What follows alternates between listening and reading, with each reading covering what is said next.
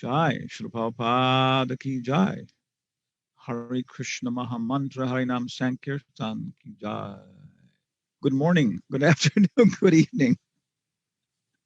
Yeah, it's 4:32 in the morning here. We're renouncing Mangalartik. With the Anjana Sudha Academy, we have a daily online full morning program. If you go to our webpage, you can find it there.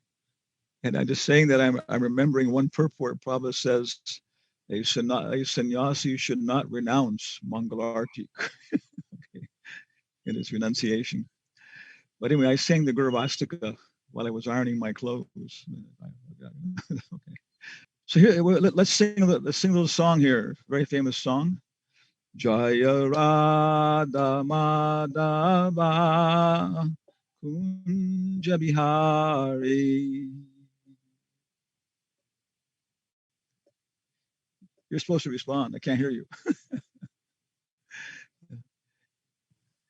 Kunja Gopi Janabala.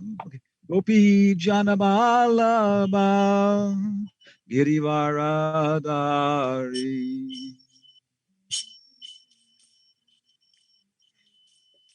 Gopi Jana Vallabha Girivaradhari Yashoda Nandana Braja Janaranjana.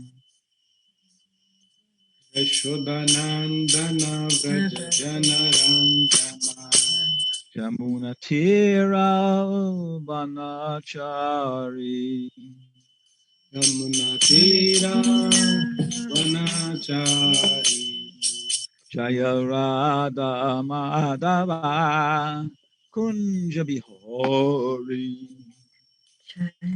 Jaya Radha Madhava Kunja Vihari Gopi Janabalama Girivaradari. Gopi Jana Vallabha Girivaradhari Yashoda Nandana Braja Janaranjana. Yashodanandana Braja Janaranjana Yamuna Tira Vanachari. Yamuna Tira Vanachari Yamuna Tira Vanachari. Yamuna Tira Vanachari Jaya Radha Madhava Kunja Bihari.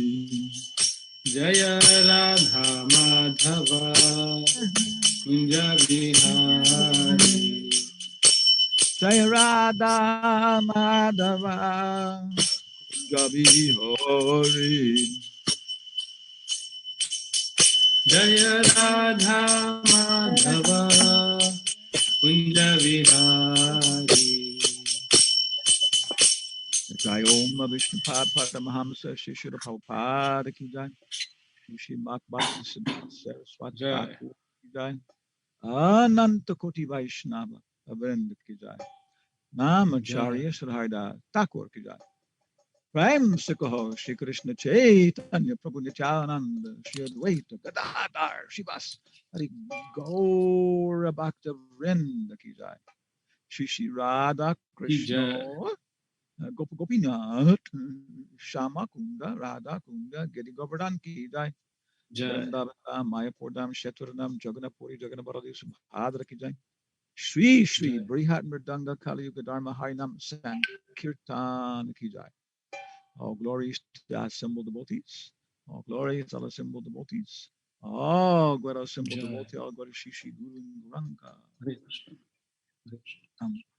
Let me tell one little history about that song, as far as I know it. The first time that Prabhupada sang it, I think, was in Jhansi, where the Gita press is. And so as I know the story, the Prabhupada went back to India with the disciples, And eventually he came to, was it, no, was it Jhansi? No, where was it? Gorak, it was Gorakhpur, isn't it? Gita Press? Yeah, I think Gita Press is in Gorakhpur. That's where it is. Yeah, okay. So he went to Gorakhpur and they received Prabhupada very nicely with the devotees. And they said, oh, Swamiji, make your base here in India. We'll give you, accommodations, a building. And Prabhupada said, oh, we will think about it. And he said, where is Hanuman Prasad Podar? Okay. So Prabhupada, when he was starting, trying to start the movement, he had his manuscripts, I think. And he went and saw Hanuman Prasad Padar in the Gita Press, because Hanuman Prasad Padar had started the Gita Press. And he asked him if he could print, the Bhagavatam. He left the manuscript. And then Hanuman Prasad Padar, and the next, maybe a few days later, a week later, something, he came back.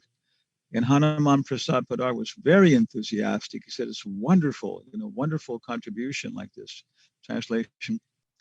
And he said, but I'm not managing the press anymore. I'm old. And as far as I know, all of their funds are tied up for quite some time for different, printing obligations like that. He said, but here is the name of a press, and maybe he gave a introductory letter. It was the OK Press, in wherever it is, Chippiwada in Delhi there, and they've helped us a lot of times. Then he gave 100 rupees donation, which in those days for a sadhu was a considerable amount of money. It was a good donation. Suniya Prabhupada went to the AOK Press with Hanuman Prasad's letter, and then they said, okay, we'll charge you the bare minimum we can charge, like for ink and things like that, and let you do the collating, everything else. And so, we have a lot of debt to Hanuman Prasad Padar. He was a very famous person in India. If you go to the Janmastan, Janmabhoomi in Mathura, there's a very, very big palatial temple there. And in the back of the thing, there's a little area where there's 3 life-size statues of Hanuman Prasad Padar, Birla, and Malviya. And they were the 3 people who pushed the construction, solicited the funds, everything else. And he was very famous for his being good devotee and, and having different mystical experiences, publishing his magazine. So during his life, he said that he had an experience. So anyway, when they were there, okay, so it describes in Lilamrita, Satsuru Maharaj describes that they went up to Hanuman Prasad Padar's room. It was on the 2nd floor. And Babaji was very, very sick. He weak, couldn't even push himself up from the bed. He tried to push himself up when Prabhupada came in, but he couldn't do it very much. And Prabhupada, motioned, no, be comfortable, be comfortable. And he couldn't even talk, So they put a chair with Prabhupada facing him. He was Babaji was lying on the bed, and Satsvarup and the rest sat on the floor. And Prabhupada just started chanting japa, Hare Krishna, Hare Krishna, And Hanuman Prasad Padar was listening. And Satsvarup Maharaj says you could see that they were having a conversation. And the Prabhupada would start chanting a little bit different way. And then Hanuman Prasad Padar would kind of start smiling and nodding his head. And Prabhupada would nod his head back. And, so it was going on like this. They were communicating, very, very nicely. Okay. So they say that good sources, that Hanuman Prasad Padar, 3 different times he had like some nice darshan of Krishna, some ecstatic experience. And then he had an artist paint. He described what the particular form he saw, like this, like that. Okay, So the name for his Istadevata was Radha Madhava. Radha Madhava, that's the name he gave. So the next morning during Bhagavatam, for the first time, Prabhupada started chanting, Jaya Radha Madhava Kunja Bihari. And it's very famous because his voice broke and he went into an ecstatic, like moments like that and so on. So here we have a little maybe philosophical speculation that this particular prayer that Prabhupada adopted for us was remembering Hanuman Prasad Padar and his contribution like that. And of course, Prabhupada says, I never forget anybody's contribution like that to this movement and so on. So, Jai Radha Madhava Kunja Bihari. You can sing it all day. Krishna's there, all the gopis.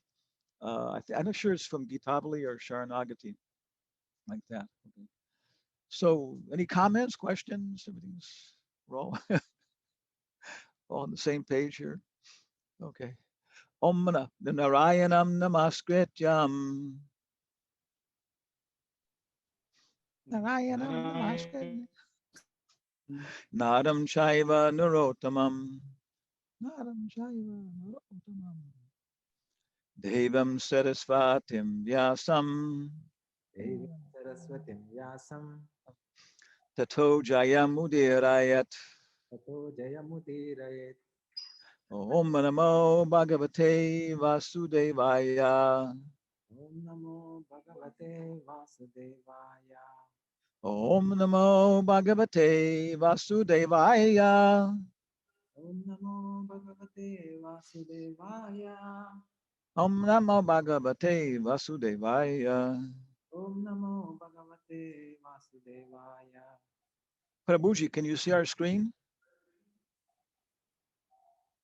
Yes, Prabhu. Okay. So, of course, we're continuing with our Bhakti-Vedanta studies, Mayapur Institute.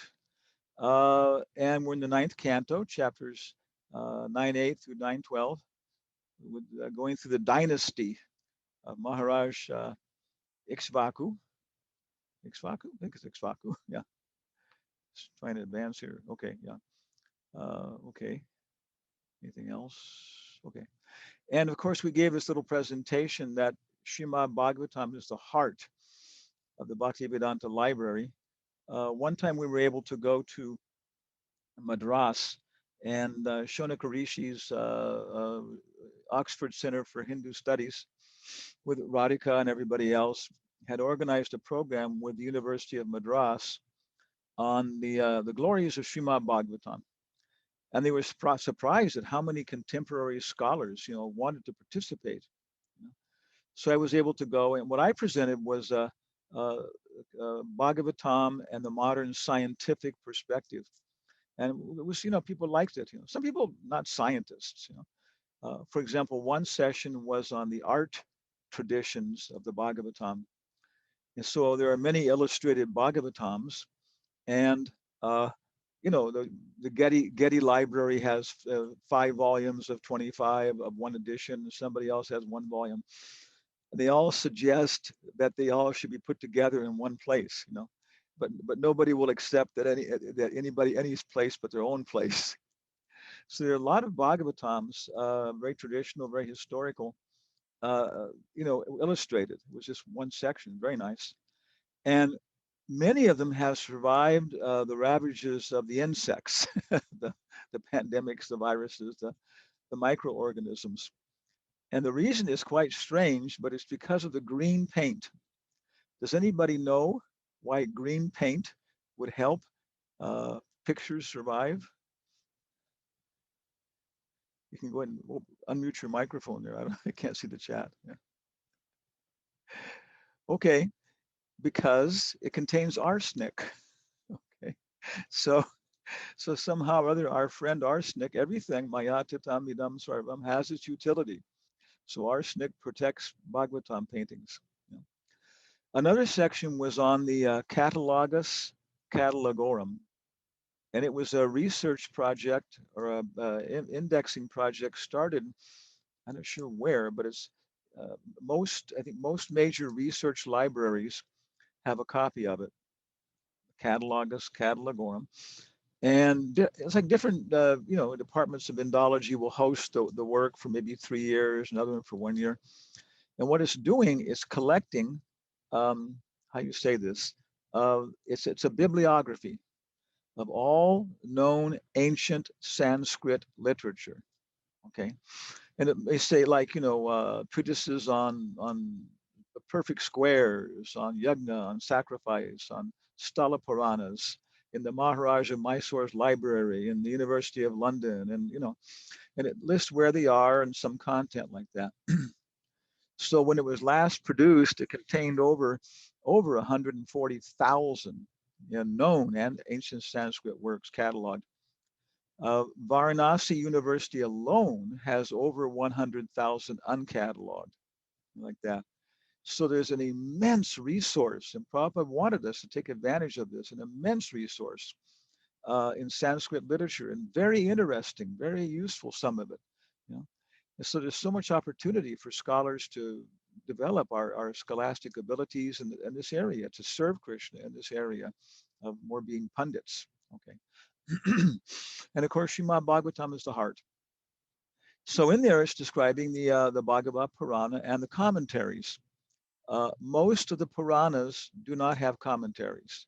They start here, they change to this topic, they'll go to something else, they come back to gem therapy, you know.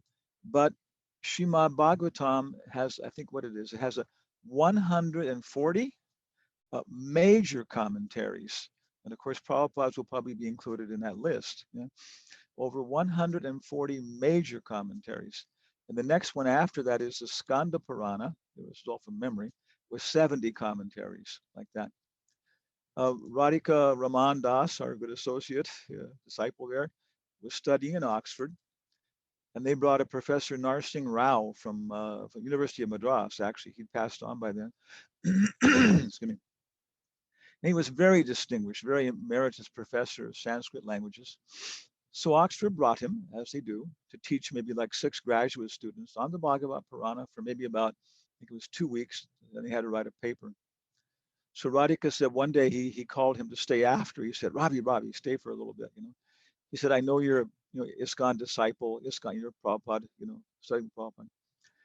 And he said, I just wanted to tell you that I've read all of the major Sanskrit literature and most of the minor literature.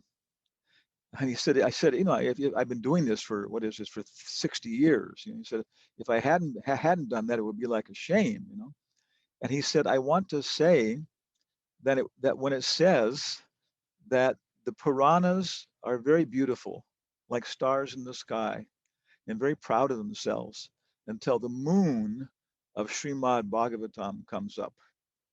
Oh, he's bigger than we are. And he said, it's not an exaggeration. He said, after studying all these things, I have to agree that for the beauty of the poetry, for the sophistication of the grammar, and for the depth of the philosophy, Srimad Bhagavatam is in a class by itself. So it's a little bit of a appreciation of what we have and what Srila Prabhupada has given us, a way to appreciate the Bhagavatam and begin to enter into it like that. So maybe anybody has any questions or comments? Otherwise, take notes, and at the end we can discuss things. Okay. So we went to our structure. We went to 8th. Yesterday we were on the 8th chapter.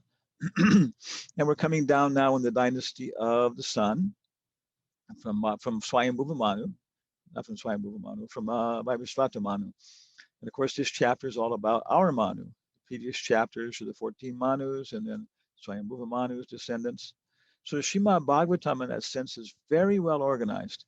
Again, the other Puranas are running here and there, but the Bhagavatam, it's very clear about its purpose. Ete cha angsa sakala pumsam Krishna's tu Bhagavan Swayam. This is the Parijata, something, stotra. And Jiva Goswami describes it that way. Paribhasya.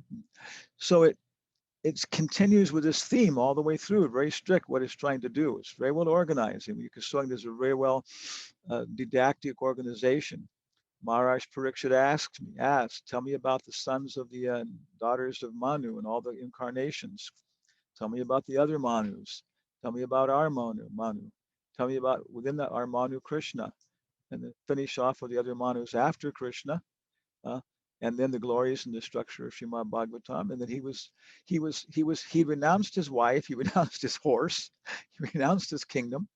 He was no longer the best friend of anybody, but still he was conscious of his body, So therefore he had to become ecstatic, so he would no longer be conscious of his body.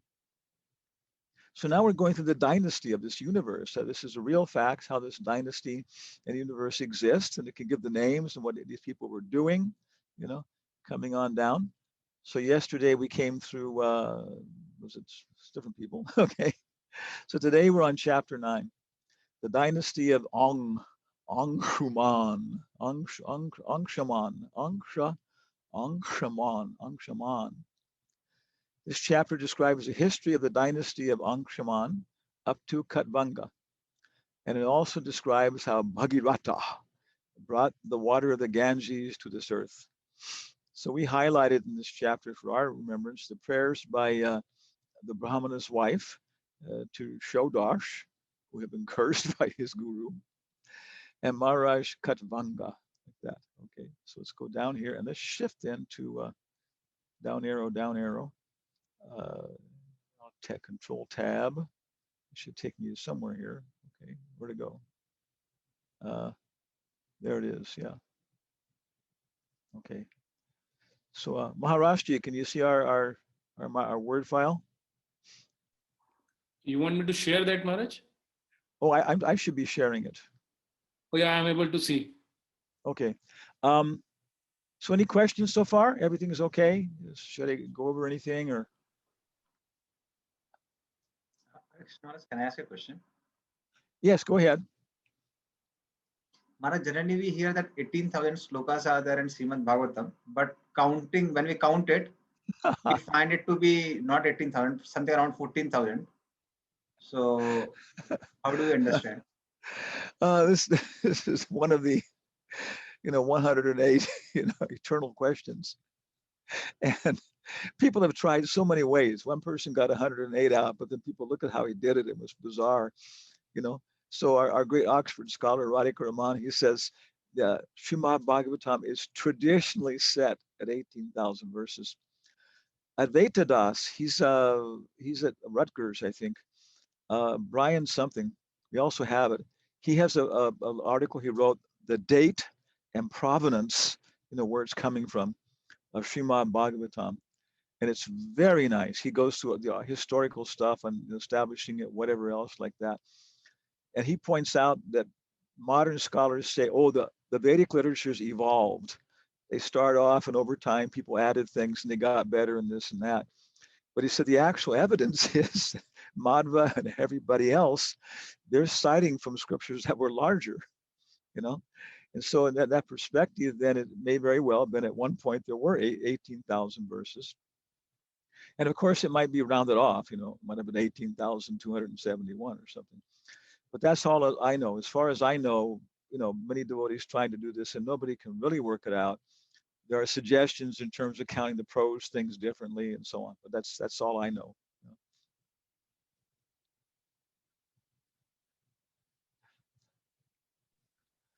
Okay. Thank you, Maharaj. Okay. So here we have Srimad Bhagavatam, Bhagavad Purana, 9th canto, and we're doing the same thing. We're looking at the advanced view, cutting, pasting, editing a little bit. And we have a nice file for our own work. Theoretically, if you're a young man and a pundit, young lady, you can end up with your own nice collection of your own what do you call it? Own word file. You can start putting in index notes. Yeah, and you can start doing wonderful things like we were mentioning. Was somebody should do a whole book on the cosmology of the Bhagavatam, Sri Dharma in the Vedas, prayers in the Vedas, Sannyas Dharma. There's so many nice books we can extract out of Prabhupada's books that we need to extract out. For myself, if we had a very nice sannyas manual, all of Prabhupada's comments, it would be so useful for my ashram. And ladies also probably going through a street dharma, and then it will be, we could make such contribution to society. Before we were showing, reducing it down to 8 point and looking at just the purports, and you can see then how dense the chapter is. Another way to do it is to take the paper copy, which I have, and you can see here we have what do you call it? 0.92 pages per verse. Yeah. So that means that there's every verse gets about almost a page. So that's very dense. That's a lot of big purports in this one. I think we can cover it though. Okay. So again, this chapter describes the history of the dynasty of Amsuman, and of course, Amsuman is coming in the dynasty from Sagar, whose son was Asamjasa, and he was Angsaman. So he was a grandfather, and we're pointing out probably quite, all lively people at that time, many generations living together. up to Mara's Katbanga, and it also describes how Bhagavata brought the water of the Ganges to the earth. Here is another wonderful thing, extracting all these summaries and putting them all into one Srimad Bhagavatam, all these chapter summaries. When it was smaller volumes, Prabhupada would pick one verse for each of the little volumes, to head it up. But when like several volumes got merged into one big book, those smaller ones were lost. And that's also, you take those verses out that Prabhupada was choosing as the illustrated verse for that chapter. A couple pictures here. There's Bhagirath. Actually, I think he was riding a chariot, wasn't walking, and Ganga was flowing behind him. She's, of course, a very powerful personality. And then there's some yogi taking advantage of, I guess, in Rishikesh. Okay. So we, the what I call it, chapter summary, we kind of highlighted who was the son of who. The son of Angruman was Dilip, who tried to bring the Ganges into this world, but died without success.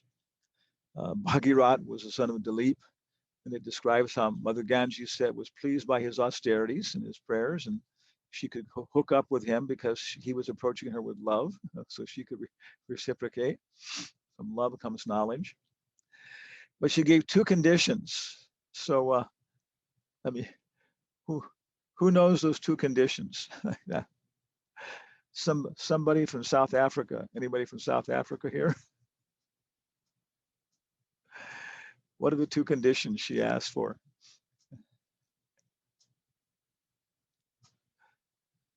Om Namo Bhagavate Vasudevaya. Okay, Anant Gaur, what are the two conditions? Somebody should be able to control the force with which he is coming down. Otherwise, he'll directly go to Patal Loka and go beyond. And second one was that when sinful people come and take bath in her, then she also has to get purified. So how to do that?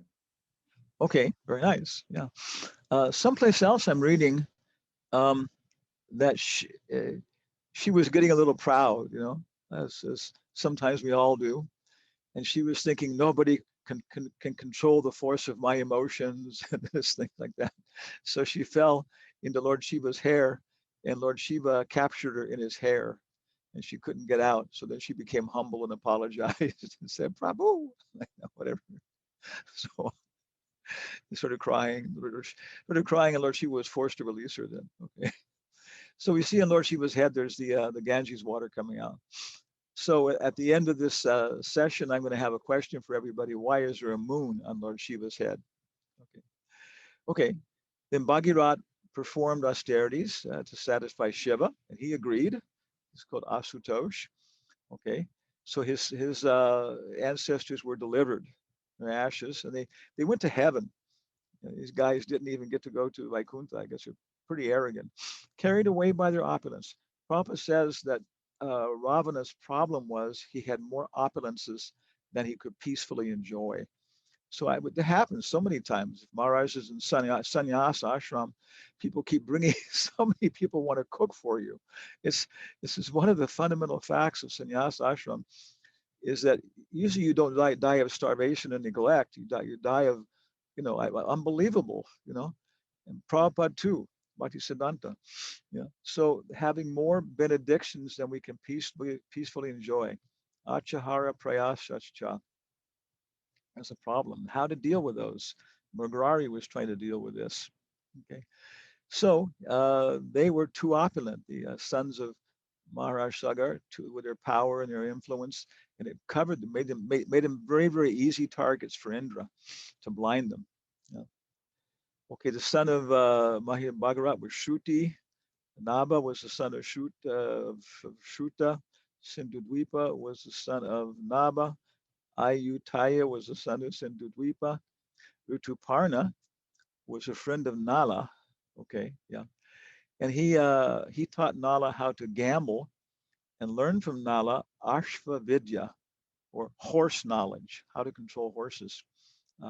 And I'm remembering, maybe here's a question at the end somebody can answer, that Yudhisthira actually learned. Did he learn from Rituparna or Nala the art of gambling? Because we know he wasn't very good at it. He couldn't control himself. He liked it so much, but he wasn't very good at it, which is interesting because he's the son of Dharma. Okay. So anyway, the son of Rituparna was Sarvakama. His son was Sudasa, became Saudasa. And there's a whole story about how he was, and his wife was Madhyanti. And he was, of course, cursed by Vashishta, no, by his spiritual master, because Vashishta thought he fed him meat or something, you know. And then when he was relieved from the curse by Valmiki, but he was also cursed. He couldn't have children because the wife of Shodasha had cursed him, like that. So then I think it was Vashishta or something had gave children to him through his wife, Damayanti, and these things are going on. Okay, but finally Ashmak was born. So we had one aspirant, Mukunda Dutt. Maybe you know him. He's a very, very wonderful kirtan singer. He was associating with Tamal Krishna Maharaj in Houston, Dallas. So then Tamal Krishna Maharaj asked him. He said, "Can you maybe you can study Sanskrit because I need some help with that." So Mukunda Dutt investigated. The U.S. government at that time, because of Vietnam War and all these things, was giving very, very good grants for people who wanted to learn Asian languages because they thought we can use these people, in the government service. So he got a grant. And he was studying at the University of Washington, studied Sanskrit. And then one devotee in Los Angeles, Bhakti Eric, wanted to take initiation from him. But he said, "I'm not initiating." It's a good move in many ways. But okay, Hanamapur Shakswami, I like the way his attitude. Okay. So then Eric approached me. I said, "Okay, I'm very much if you're being recommended by Mukunda Dutt. He's such a nice devotee." So then we all met in Vrindavan, and I was there. We were working on one of our books, and my friend Professor Samaresh Bandyopadhyaya from the University of Calcutta was there with his friend, one brahmachari fellow, older fellow, nice fellow, and they're scholars, like that. They like Prabhupada. So then Ekashma showed up at the door to the guest house, and Mukunda Dutt was also there. We were all going to go to one Brahmana's house and give initiations. And so I was trying to find a name. So if you ever initiate anybody, trying to find names that start with an E is a terrible task. You'll probably find 25,000 Eka Chakra Gram Dasas in ISKCON. So I couldn't think of one. And then this brahmachari fellow, he said, Ekashma. It's a good name. What does that mean? He says it means Shalagram Shila. I looked at Dr. Samaresh and he nodded. Yes. So I guess what it comes from is that Eka Ashma, that the Shalagram Shila or Govardhan Shilas, they're the number one stones. So we met outside the guest house, and then I introduced Mukunda Dutt to Professor Bandyopadhyaya, and I was feeling a little bit ashamed. I'm initiating in front of this guy who's a PhD in Sanskrit, Mukunda Dutt. And then he was kind of nodding at me, and then I said, "Oh, Mukunda Dutt took his doctorate at University of Washington." And Dr. Samaresh said, "Oh, one of my students was there, Harold Rosher." And Mukunda Dutt lighted up and he said, "Oh my goodness, he was my teacher." He said, "Oh my goodness, you're my Param Guru in Sanskrit."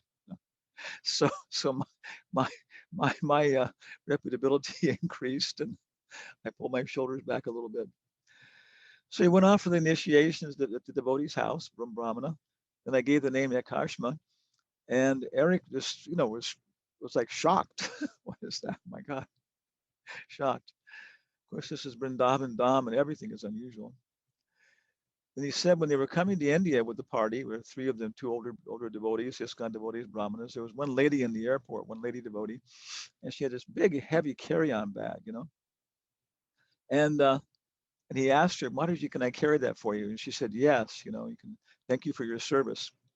And so when he was carrying it, he asked her, "Why is this so heavy? What's in it?" And she said, "Oh, it's full of Shalagram Shilas." So just a few hours before, days before, he'd been doing service to Shalagram Shila, and here he had become named Ekashmadas. Okay, so we should be able to remember the name Ashmak from now on, that it means a stone. But why is he called stone? The son of Ashmak is known as Balaka. Okay, he was protected from the curse of Parashuram by being surrounded by women. Okay, therefore he's also called Nari Kavacha. Yeah, and he will become the future. He'll become the father, the next generation of all the Kshatriyas. I thought Ashvatthama had that honor too. I don't know. Okay, maybe it's a different cycle. Therefore, he's also called Mulaka, the Mula meaning the root. From Balaka was Dasarat, but I think this is a different Dasarat. Okay, then from him came Davidi,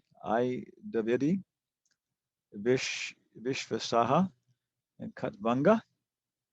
Okay, okay. And he could only, okay, yeah. So he got, long story about Kumara's Katvanga. Okay. And this will come down, I think, then to the Dasarat, who's the father of Ram, I guess. Okay. Om Namo Bhagavate Vasudevaya. Om Namo Bhagavate Vasudevaya.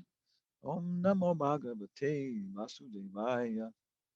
So verses 1 through 5. And Sukadev Goswami says, Maharaj Ambarish, Amsuman did austerities, he died. Okay.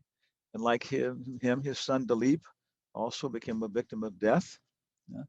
Bhagarati, his son, performed severe austerities to bring the Ganges to this material world. One time Prabhupada says, getting up early in the morning, chanting 16 rounds, following 4 principles, that is severe austerity. Yes, severe austerity. And if little brahmacharis do this, they will be able to experience the unlimited pleasure available on the spiritual platform. And then with the inner grihastha ashram, they'll do it with that perspective. Okay. So we're also doing severe austerities. Yeah. Mother Ganges said, I will satisfy your austerities, give you a benediction. Okay. But there's two requirements. Okay. Yeah. Who will accept that force? You know? With all these sinful reactions will accumulate on me. Okay. So of course, Prabhupada talks about this many times. The people go to these places and they perform austerities and they take away the sinful reactions like that. Okay. So then Prabhupada, of course, in the purport, very appropriately, we're talking about taking away sinful actions. He quotes, let's all chant together with our microphones closed, except for me, with our eyes closed. Sarva dharman parityajya mamekam sharanam vraja aham tvam sarva papebhyo mokshayishami masuchaha. So what is Arjuna's problem? Yeah, without a problem, there's no Bhagavatam. The Bhagavatam is repeated again and again. It's 5 times in the first 2 cantos being presented. The Bhagavatam starts off, somebody has a problem. The sages of Naimisharanya had a problem. Okay. The only result of their fire sacrifices was their bodies were turning black from the smoke. So give us some solution. What is the best dharma? What is the best scripture? What is the purpose of all these different incarnations? We can see Krishna through them. What is the purpose of the incarnation of Rama and Krishna? And now that they've gone, where has religion and austerity taken shelter? Okay. So the problems. Arjuna's problem is afraid he's going to suffer sinful reactions. You know, he's going to dwell perpetually in hell because he's going to leave all these women unprotected. They're going to become confused by, men with big shoulders, big mustaches, and big automobiles, and everything will go to hell. And he was pretty much correct. So Krishna goes through the entire Bhagavad Gita, and he finally comes back and he says, he gives his Shruti fall. If you do surrender unto me, as I've been describing in so many fashions and so many perspectives, so it covers all of your different, ideas about reality, then hey, don't worry, you'll be free from all sinful reactions. You'll be free from all sinful reactions like that. So this verse, of course, is very, very central. It's the beginning and the end of Arjuna's whole, concern. Okay. Then, in the purport, we highlighted this: no one but the Supreme Personality of Godhead is able to neutralize the reactions of sinful deeds. Sometimes, this is very specific, the spiritual master, after accepting a disciple, And Prabhupada says, anybody who performs a ritual sacrifice takes karma. If you're marrying people, if you're giving advice, so many times in different degrees, we're accepting responsibility by doing these things. Sometimes the spiritual master, after accepting a disciple, must take charge of that disciple's past sinful activities. And being overloaded must sometimes suffer, if not fully, then partially, for the sinful acts of the disciple. Every disciple, therefore, must be very careful not to commit sinful activities after initiation. So before initiation, Shenvatam, Swakata Krishna, Punya, Shravana, Kirtanaha, Hridyantasto Hiyabadrani, Vidunoti Suhritsatam. These activities are in and of themselves pious activities. How many kinds of pious activities? 3 kinds. Yes, sir. We're here with our associates, Tom Brown and Buck White. Thank you, Tom Brown. It's okay. All right, thank you. Pious activities to go to heaven or get good results in this life. Pious activities for liberation, and pious activities to advance in devotional service. Punya Punja. Punya Punja Kriti. The cowherd boys, after acquiring Punja, mountains of pious activities, were able to play with Krishna, play with him. Of course, little boys and girls, little girls have their dolls and arrange little doll marriages. I've seen this. Little boys have their soldiers and arrange little wars, So it's interesting, But it's such intense activities. So the samadhi is so natural, so intense, playing like that. You don't even want to eat. So these pious hearing and chanting, many stories you could go into here. I have one very interesting story about somebody going through this from becoming an alcoholic to becoming a devotee. So in the beginning, Prabhupada engages the disciples for after 6 months. There's Harinam Diksha, which Prabhupada says is more or less experimental. Okay. Then he goes on. He said the actual initiation, the real initiation. Okay, second initiation. But he comments that Jiva Goswami says that in Kali Yuga, Harinam Diksha is sufficient if we follow it. We don't have to formally take second initiation, but we have to follow first initiation standards strictly. Okay. So then at that time, is formally accepted as a disciple in this sense, really initiated, actually initiated, spiritually initiated. This is all in Upadeshamrita text number 1, 2, 3, 4, 5, text 5. If you read it, you'll see this is probably making this distinction. So after 1 year of examining each other, and that's recommended 1 year before second initiation. GBC changed that, but I think it was a mistake. So 1 year after before second initiation, after people becoming purified. So by first initiation, it means they're free from eating gross things and engaging in gross relations. And so probably give the example of unplugging the fan. So when the spiritual master gives Harinam Diksha, already for 6 months living in the temple, Prabhupada said that was okay many times, they're purified enough that Prabhupada, being a great, powerful acharya, could take all these reactions like that. Hansaduta, other people associating with them intimately, Hansaduta said that was his fall down. It wasn't Bhoktaram Yagnatapashyam Sarvaloka Maheshwaram, it was Sutradam Sarvadehinam. He thought, I can save all these people, I can be their best friend. Prabhupada took care of so many strange people, I'll imitate Prabhupada. And he said that was the problem, So he couldn't handle the simple reactions from these people. So Prabhupada also requiring that 6 months before initiation, then there was Harinam Diksha, which is in the Gaudiya Math, was even more loose than Prabhupada's standard in the Gaudiya Math. But then some Gaudiya Math. But then in the for real initiation, okay, at that point, Diksha Kale Bhakti Kari Atma Samarpan Ye Kali Krishna Kari Kari Atma Sam. All these verses I'm quoting are pretty much from Upadeshamrita. That's why I refresh them. At the time of Diksha, when the disciple fully surrenders unto Krishna, uh, uh, Krishna accepts him as good as himself. So we become Brahman, we become spiritual. Our karma is taken over by Radha. Durga passes the strings to Radha. And now what's happening is for our spiritual advancement, for serving Krishna. And our karma is still there, but now it's, Krishna karma. Okay.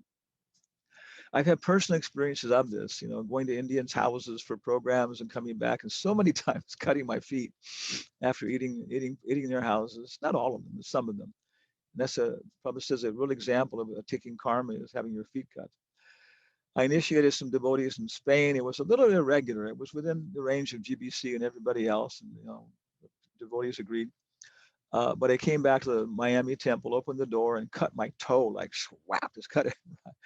Good cut, Almost had to have a stitch in it, And it was just, yep, So my experience is, if you're going to take up the position of being an ISKCON Diksha Guru, it's a whole discussion, then you're going to take karma. And Prabhupada doesn't have to take it. He's gone. Somebody doing it for him. So this is, take notes. Maybe at the end here, we'll have some discussions about some of these things. If you want to discuss these topics about initiation. Text number 6, Bhagavatam said, those who are saintly because of devotional service and are therefore in renounced order of life. So being a saintly person by devotional service should bring you to the renounced order of life. Everybody, children, men, women, everybody has to become a Goswami. As a formality, only men do it and follow the formalities. Prabhupada says there's no difference between the grihastha fully engaged in devotional service and the man in the renounced order of life. But because of formal austerities, that sannyasi is given more formal respect. Okay. Those who are saintly because of devotional service are therefore in the renounced order of life. They are free from material desires. Okay, at least you're following the 4 principles like that. And then, of course, Prabhupada gives finer and finer details gradually of what this means and so on. Okay, who are pure devotees. Prabhupada says there are first, second, and third class pure devotees. Then he says, well, actually, the third class pure devotees are not pure devotees. Madhyamadikari is a pure devotee by using his intelligence, or her intelligence. Uttamadikari is just spontaneous. Okay, expert in following the regulative principles mentioned in the Vedas are always glorious and pure in behavior and are able to deliver fallen souls. So he's saying these people will be able to take the sinful reactions from you. Don't worry. Okay. Then Prabhupada goes down and glorifying the Ganga. Okay, yeah. But glorifying the devotees who are even advanced, who are devotees and saintly persons advanced in the renounced order of life. Okay. Prabhupada would give sannyas 6 years after following brahmacharya life. Okay. And I think you can stop carrying your danda after another 6 years. I experienced Bahudak, Kurichak Bahudak, Parirajak, maybe I can come into Hong Kong. But I actually experienced them, how it was just a natural thing in my life when I took sannyas. Tirti Kurvanti Tirtani Svata Stena Garbhabrita. Bhagavatam 1:13:10. Okay, who's speaking here? Who knows the first canto that well? Who's speaking to who? Somebody who has. Yes, who's he speaking to? Yudhishthira to Vidura. Yeah, to Vidura. He's come back. Yeah, yes, such a nice verse. Tirta Korpanti Tirtani. So nice, touches the heart. Okay, people like you are yourselves places of pilgrimage. Then Prabhupada says, if one forgets to show respect in this way, one must observe a fast for that day. Okay.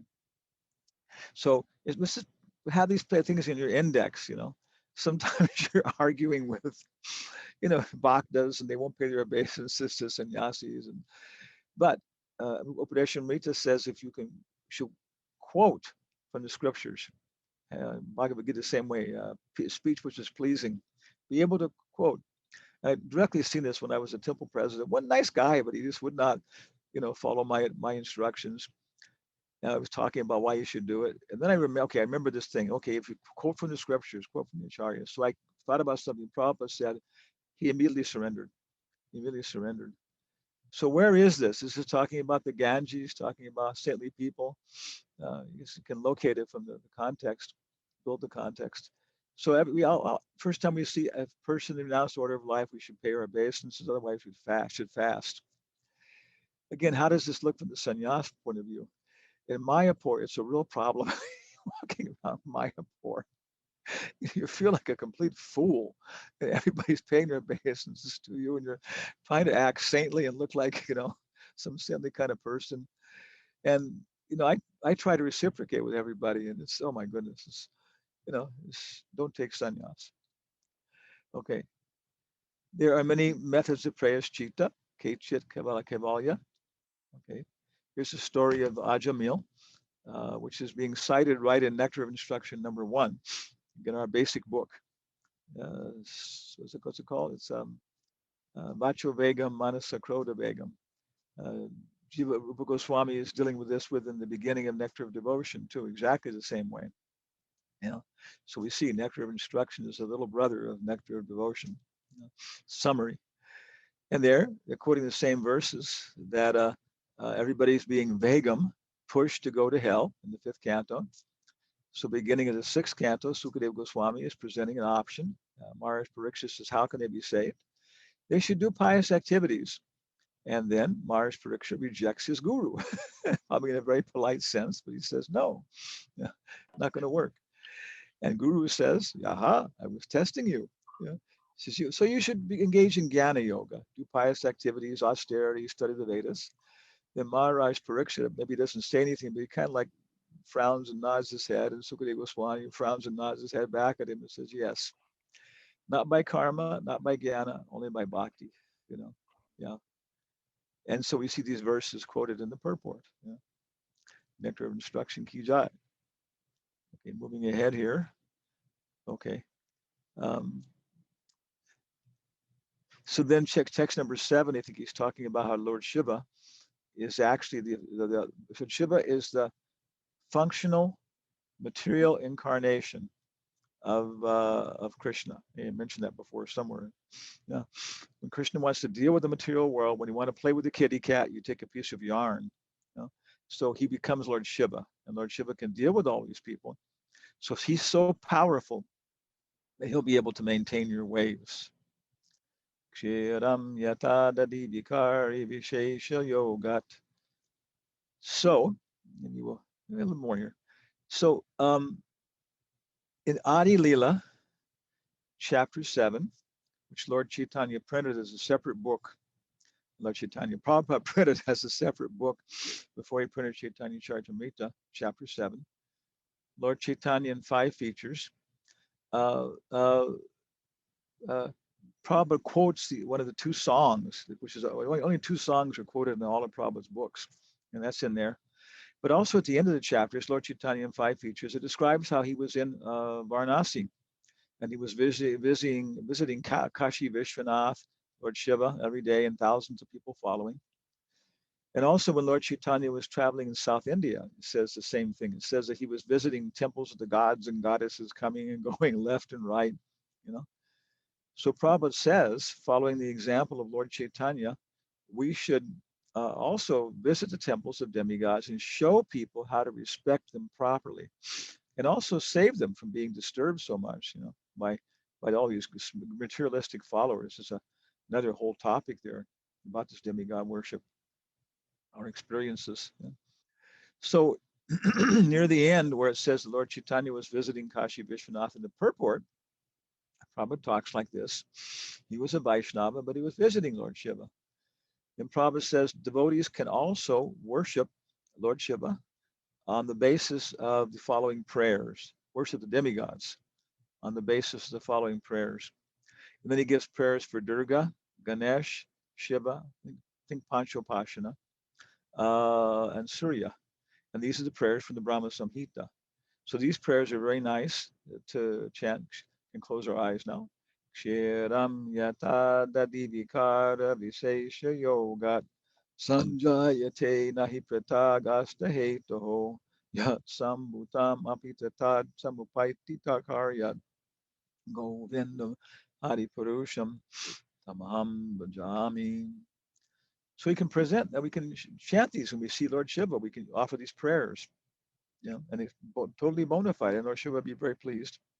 And of course, there's so much to offer to people, explaining about Lord Shiva from the Bhagavatam. Okay. Prabhupada says, Lord Shiva is Vishnu in an incarnation for the mode of ignorance. The material world exists predominantly in the mode of ignorance. Aha. Okay. I heard one time it said predominantly in the mode of passion. Yeah. I guess the number of living entities are mostly fully in the bodily concept of life. You can be in the bodily concept of life, or you can be in the sense object concept of life, even worse. Absorbed into the sense objects, coming out of that, come to your senses, absorbed in your senses, come out of that. Buddha says, watch your mind. Come out of that. Lord Chaitanya says, watch your intellect. Come out of that. Vyasasdev says, watch Mahavishnu. Therefore, Lord Shiva is compared here to the longitude and latitude of the entire material universe, which resembles a cloth woven of threads extending for both its length and breadth. And of course, we've discussed this point about being the functional material incarnation and playing with the kitty cat. After saying this, Bhakti-Rasa satisfied Lord Shiva by performing austerities. Okay, Baba said the word Ashva Atushyata indicates that Lord Shiva is very quickly satisfied. So we see a nice etymology of Lord Shiva's name. Really rigorous, we can put it into our dictionary, our index. Okay, yeah. So most people worship Lord Shiva and Durga, and they do not actually want spiritual happiness. They do not actually want spiritual happiness, for it is almost unknown to them. If you have a human body, Upadeshamrita, you have a little bit of God consciousness. It's almost impossible. You may see it as it has to be somebody behind all this, or something, feeling some hint, yeah. But spiritual happiness is almost unknown to them. And again, 1866 being quoted. Okay. So then Bhagirata approached Lord Shiva. She came down. You've already mentioned this, asking this question, why is the Ganges coming out of Lord Shiva's head? Well, because she was proud that he caught her. And she was proud again. And then the sage Janu took her into his mouth, I think, and swallowed her up. Like that. So she was having a bad day. And then she cried again or something, made reasonable explanations, and came out of his ear. Okay. Yeah. Ganga Mai ki jai. Oof. Yeah. Lord Balaram will be your guru if you're reasonable. Radharani will be your guru no matter what. This is the difference between uncle's love and mother's love. Yeah. Mother is unconditionally loving, and uncle will only love you if you're going to be a reasonable guy and take you to your father. Yeah. Okay, he had a very swift chariot. We can discuss that, of course. This is all on the subtle level. Okay, yeah. And they all became eligible. All of his granduncles. Who's he? This is way back there. His great uncles or something all became eligible for the heavenly planets. And again, they didn't become eligible, go to Vaikuntha. Okay. And the purport then probably makes this point that the Ganges is being worshipped by the water of the Ganges. All we have to offer to Krishna is what Krishna has given us, and we offer it back to him. But we are part and parcel of him, but we have this independence, this nature, this creative ability, this intelligence, so we can come up with things that Krishna could not imagine. And we're always expanding our abilities, our service eternally. Okay. Then probably still glorifying the Ganges. In the appearance of Gangadeva, we can talk about these sections. You can read these sections. Simply by bathing in her water keeps very good health. Anyone who bathes in the water of the Ganges regularly keeps very good health and gradually becomes a devotee of the Lord. Bathing in the Ganges recommended in all scriptures. I was trying to find some scientific basis for the claims of the Ganges as antiseptic, like that. And not too long ago, there was I forgot where it was. what's the university? IIT. It's not there. We'll forget which one it was. Um, they did a whole study on the microbiology, and they found all kinds of very, very unusual phagocytes in the Ganges, which don't exist anyplace else. There's very scientific laboratory, everything else. Kanpur, IIT Kanpur. And then they were describing how these would eat up all kinds of stuff and everything else. So then where are they? Where are they coming from? So on. And also, apparently, when the sailors would go back from India, they would take water from the Ganges because it wouldn't putrefy. So there are even scientific investigation that the Ganges is very antiseptic. Yeah. And many people have this direct experience, like Prabhupada was saying. Gangara parasa hoile. How's it going? Sorry. Gangara parasa hoile. Pastate pavan. Simply by seeing a devotee like Prabhupada, one gets the benefit immediately, but one has to bathe in the Ganges, for Prabhupada says, gradually become purified. Yeah. Okay. By worshiping Mother Ganga, one becomes a devotee, and the devotees are, okay, then he's describing in this verse. So there's a reason why the verses follow one after another. Okay. Okay. So we can stop there because now the Ganges has been brought into the world. We're hearing it, we're reinforcing it, we're glorifying it, we're amplifying it on the subtle platform. So any comments or questions at this point? Anybody been taking any notes? Yeah.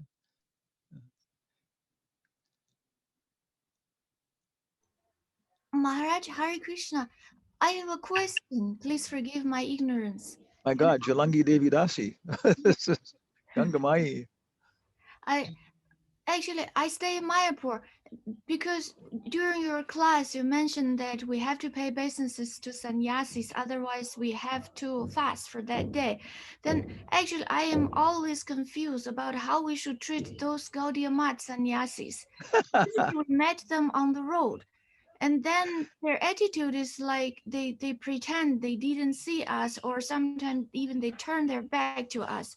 And then I always confuse, should I pay obeisances to them or fasting? Thank you, Maharaj. Anybody, all the animals in Navadvip also are incredible. It's it's the Dham. It's so wonderful.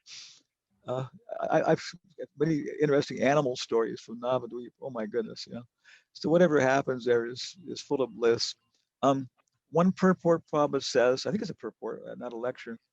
He says we can pay our obeisances to a Mayavadi sannyasi.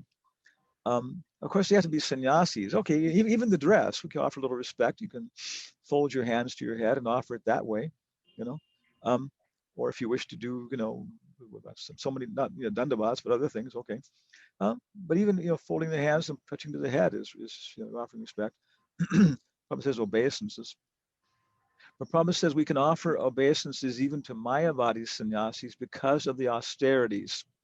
So Prabhupada says if we don't offer obeisances to people because of their beauty, their wealth, their power, all these kind of things, Krishna will not be pleased with us because he has given those things, but we respect them within proportion.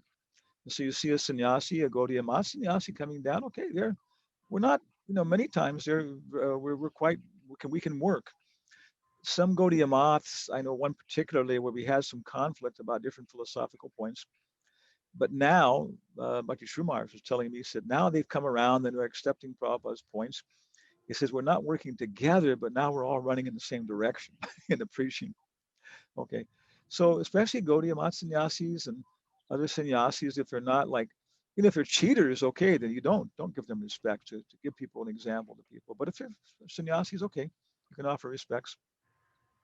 And then, of course, in their sampradaya and their organization, their perspective, they may have stronger separation between the sexes like that, And so for them, it may be some disturbance or something that if a lady is offering respects and you're not acting like Chaitanya Lila where you're offering your respects from, 500 feet away or something like that, so on, that's all very cultural like that and so on. So I would say at least if you, fold your hands and touch them to your head like that, then that okay, that may fit within their perspective of how to follow their ashram and so on. So does that help? Yes, great help. Thank you, Maharaj. Hare Krishna. Hare Krishna. Hare Where Krishna are you Maharaj. from? Originally, I am from China, but now I stay in Mayapur. China, a very big place. Are you from the south? I'm from Beijing. You know Jackie Chan? Yes, but I he's from Hong Kong movie star. Okay. Yes. Secret kung fu from the south. Yeah. In Hare my Krishna. last lifetime, I was a Chinese monk. That's why I took birth on Guam. The stork showed up with a Chinese baby, and there was a white woman, and he said, "Well, this is not my problem. This is your problem." So ever since I've been a little boy, I love Sun Wukong, monkey, Journey to the West. Yes, yeah, this was a wonderful story. Okay, yes, devotee, Hare Krishna other Maharaj. devotee. Yes, Maharaj, I have one doubt. This in the I have a lot of doubts. text number 6, that Bhagirath is saying that to Ganga Devi, that you will be purified by the saintly persons, the devotees of the Lord. On what basis he is saying? He is giving a boon, or how he says Ganga? He is under Ganga Devi. He is asking help for Ganga, and he is giving a boon, like you will be purified by taking bath. The devotees will take bath, and you will be purified. Okay. Of course, in the purport coming down parampara, like we're mentioning, Prabhupada justifies this by quoting from the Bhagavatam, 113:10, Tirti Kurvanti Yeah. Tirtani. Yes, So Maharaj. in the Bhagavad Purana, there's already mention of this. And if we were able to consult Bhaktisiddhanta Saraswati without being burned to ashes by his glance, he probably could point out different, places in the Vedas where the potency of great saintly people is also recommended like that. So that's, I don't know where Bhagirata Maharaj got it from. This is maybe Satya Yuga and everything else, but yeah, probably within the different, samhitas and the Vedas, there's also glories of devotees being mentioned. Yeah. If he is quoting from the Shastras, of course Ganga Devi also knew about it. Should be. Boy, one time it was what's his name? Makanlal was he? Actually, he left his body recently. A good friend there, I forgot what his sannyas name was. But I think he said he asked Prabhupada. He said, "Prabhupada, do the demigods know that Krishna is God?" And he said, Prabhupada looked at him and said, "They are like you. They are knowing, but they are not always liking." Like that. So they get caught up in their vanity. Like we're saying in this Leela, at least Ganga Devi, at least twice when she was coming down, was just, proud of her emotions and her beauty and her sentiment and her power, and her influence over men. And so, okay, so she was, maybe this is higher Leela. Demigods are taking lessons on a higher level. So they know these things, they forget these things, they go to Brahma to approach Vishnu because they can't do it, And so in this perspective, she may have even have been testing him, testing her son. And he already knew the answer like that and so on. So that's all I can add. And Bhagirath also is saying that Shiva will sustain you. Without taking permission from Shiva, he gave permission to Ganga Devi. Later, he is approaching to Shiva. Yeah, maybe he put some. Was your father a lawyer by any chance? Yeah. So he may have, he may have indicated, maybe these are suggestions. He's suggesting this is how it's going to happen, and she agreed to this, and then he went ahead and took care of everything. Maybe he had a big mela to invite all the saintly people to come to the back, Gangadeva. Maybe he started Mag melas or something, also. So, it may have been in that sense. He's just making it as a suggestion, and then she agrees, and he works out the details afterwards. Yeah. Okay, Maharaj. Yeah. My Thank you, goodness. Maharaj. Thank you. Any more final questions on this section? Anybody want to understand about Bhagiraj's chariot? Maharaj, can I ask a question? Certainly. It's not on this section, but it's a general question on Bhagavatam. Is that all right? Okay.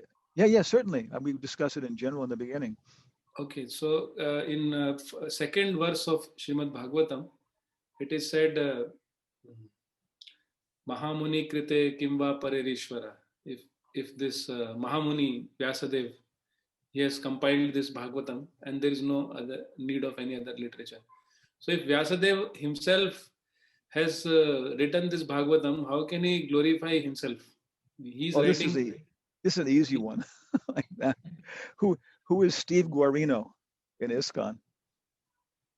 Steve Guarino. Don't know. Dun, dun, dun, dun, dun, dun, dun, dun, dun, dun, dun, dun, dun. Bah. Yeah. Who wrote the Lilamrita? Who was the editor? Who compiled it? Satswarup Maharaj.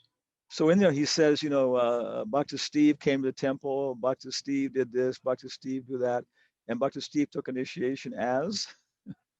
Satswarup Das Goswami. Okay, does that answer your question? Yeah. So he's writing it as the editor and that kind of stuff, but then he's talking about it, and that's one explanation. It's a logical explanation like that, Maybe Ganesh squeezed that in when Vyasadeva wasn't watching or something, But at least logically, we see many times that the author, and many times when someone's writing a history, then he's in it.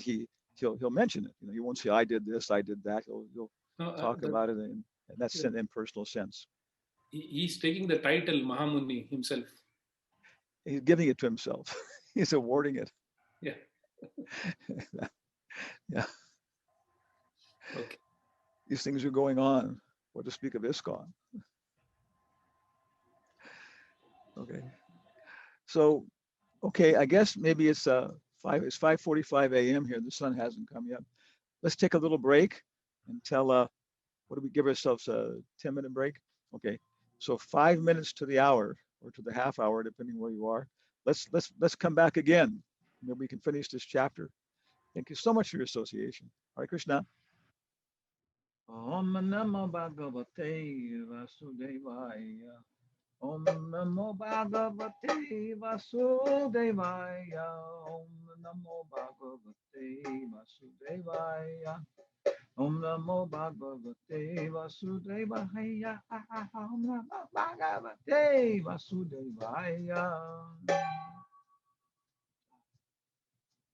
Rabiji, Gopal, you had a question? Hare Krishna Maharaj, thank you very much. Maharaj, my question is actually now about Lord Shiva. They have been telling about Shambhu and also Sadashiva, Rudra. There are many names are there, and of course the annihilation is the major important role of Shiva in the form of Rudra. But actually, how to understand how he has been, what is the origin, which is the origin basically from which other forms have come? Because there are Dvadasa Rudras are there, which is explained in the Bhagavatam, and also about Sadasiva when we are talking about, he looks at Shambhu, and also then the incarnation starts actually in the Prakriti. So I couldn't catch exactly what is your question. So what is the basic origin of Shiva actually? Okay. From what I understand, having read everything, there is the spiritual world, and Mahavishnu is eternal. Okay. Yeah. The Pradhan, material energy, is eternal. It's there, but it's like a cloth. It's just sitting there, non-manifest. Then when Mahavishnu expands himself, like an arm and like a hand coming out of the body, and enters into the cloth, then you can make different puppet forms. Like we got our thing here. Okay, here we got Pradhan. Okay. Let me see if I can get my picture here. Okay, yeah, we got Pradhan.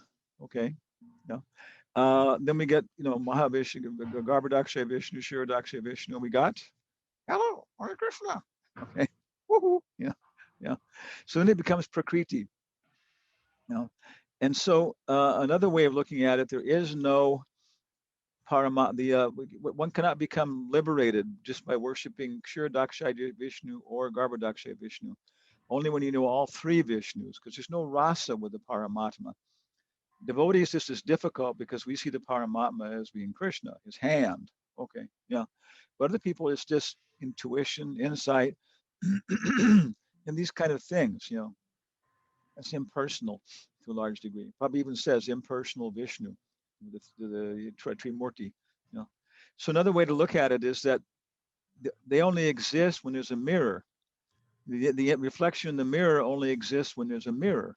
So when the pradhan has not expanded as prakriti, there's no paramatma. There's no Kshirodakshay Vishnu or Garbhodakshay Vishnu. So I understand Lord Shiva is the same way. He doesn't. There's no origin of Lord Shiva. He's always in Vaikuntha as Sadashiva, always there. But when the material world is there, then he steps into the mirror and he starts to do things, like that, And then the living entities, and he goes into the mirror when it's fully distorted in the mode of ignorance, and he manifests himself as Kali and Bhairav. So that's my understanding. He's like the Paramatma in many ways. He's reflected in the material nature. He incarnates in the material nature. So his origin is dependent upon the pastimes that Krishna wants to perform and the functions he has to do.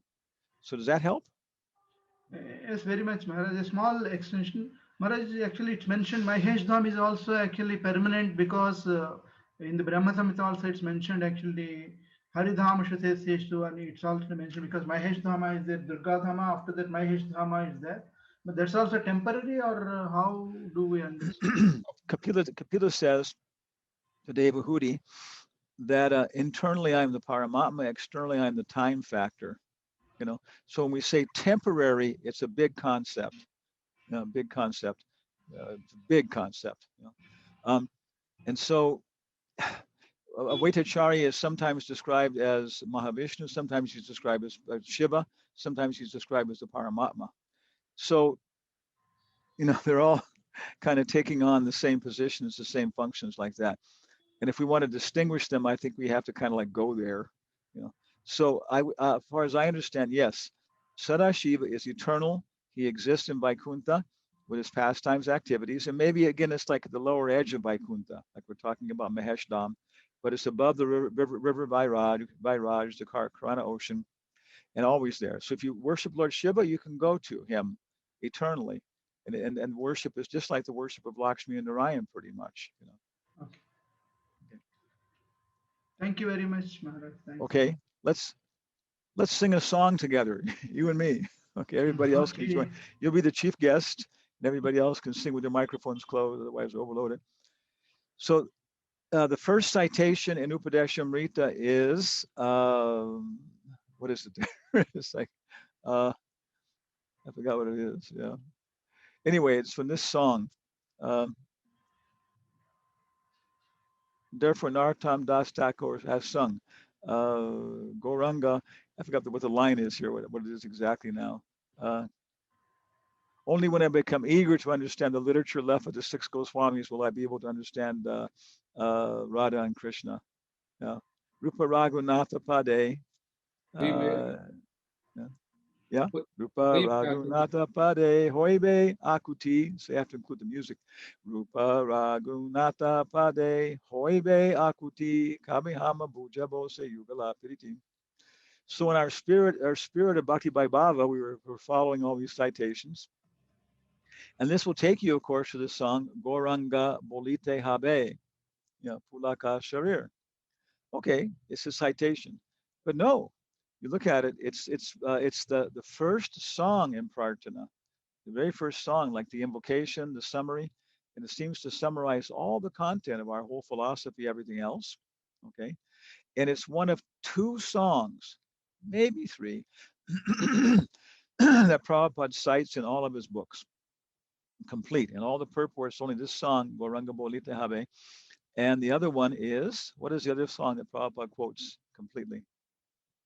Anybody know?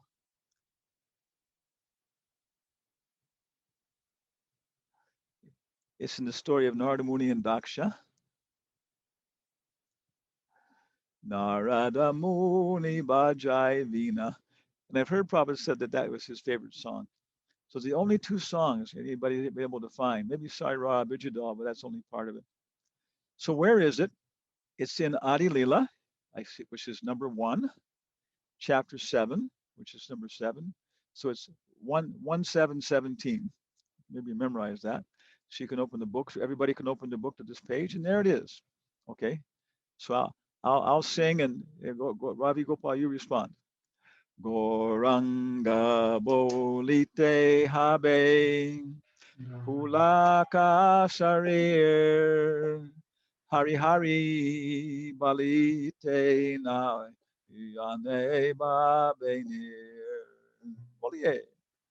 Gauranga bolite habe pulaka sharira Hari Hari bolite nayane bhavenira Araka benetai chawanda karuna karibe sansara basana mor habe tu chuhabe. Araka benitai chanda karuna koribe samsara vasana mora kabe tu chahabe Vishaya chadio kabe shuddha habe mama habe hama heramo Shri Vrindavana. Shaya chediya kabe suddha habe mana kabe ha maharaba Shri Vrindavana Rupa Ragunata Pade Hoibe Akuti Kabehama Bujabo Shri Yugala Piriti. Uparaghunada pade haibe akote kabe ha maja bhujaba Shri Yugala Priti Rupa Ragunata Pade Yara Morasha Prartana Koroje Sada Narotamada.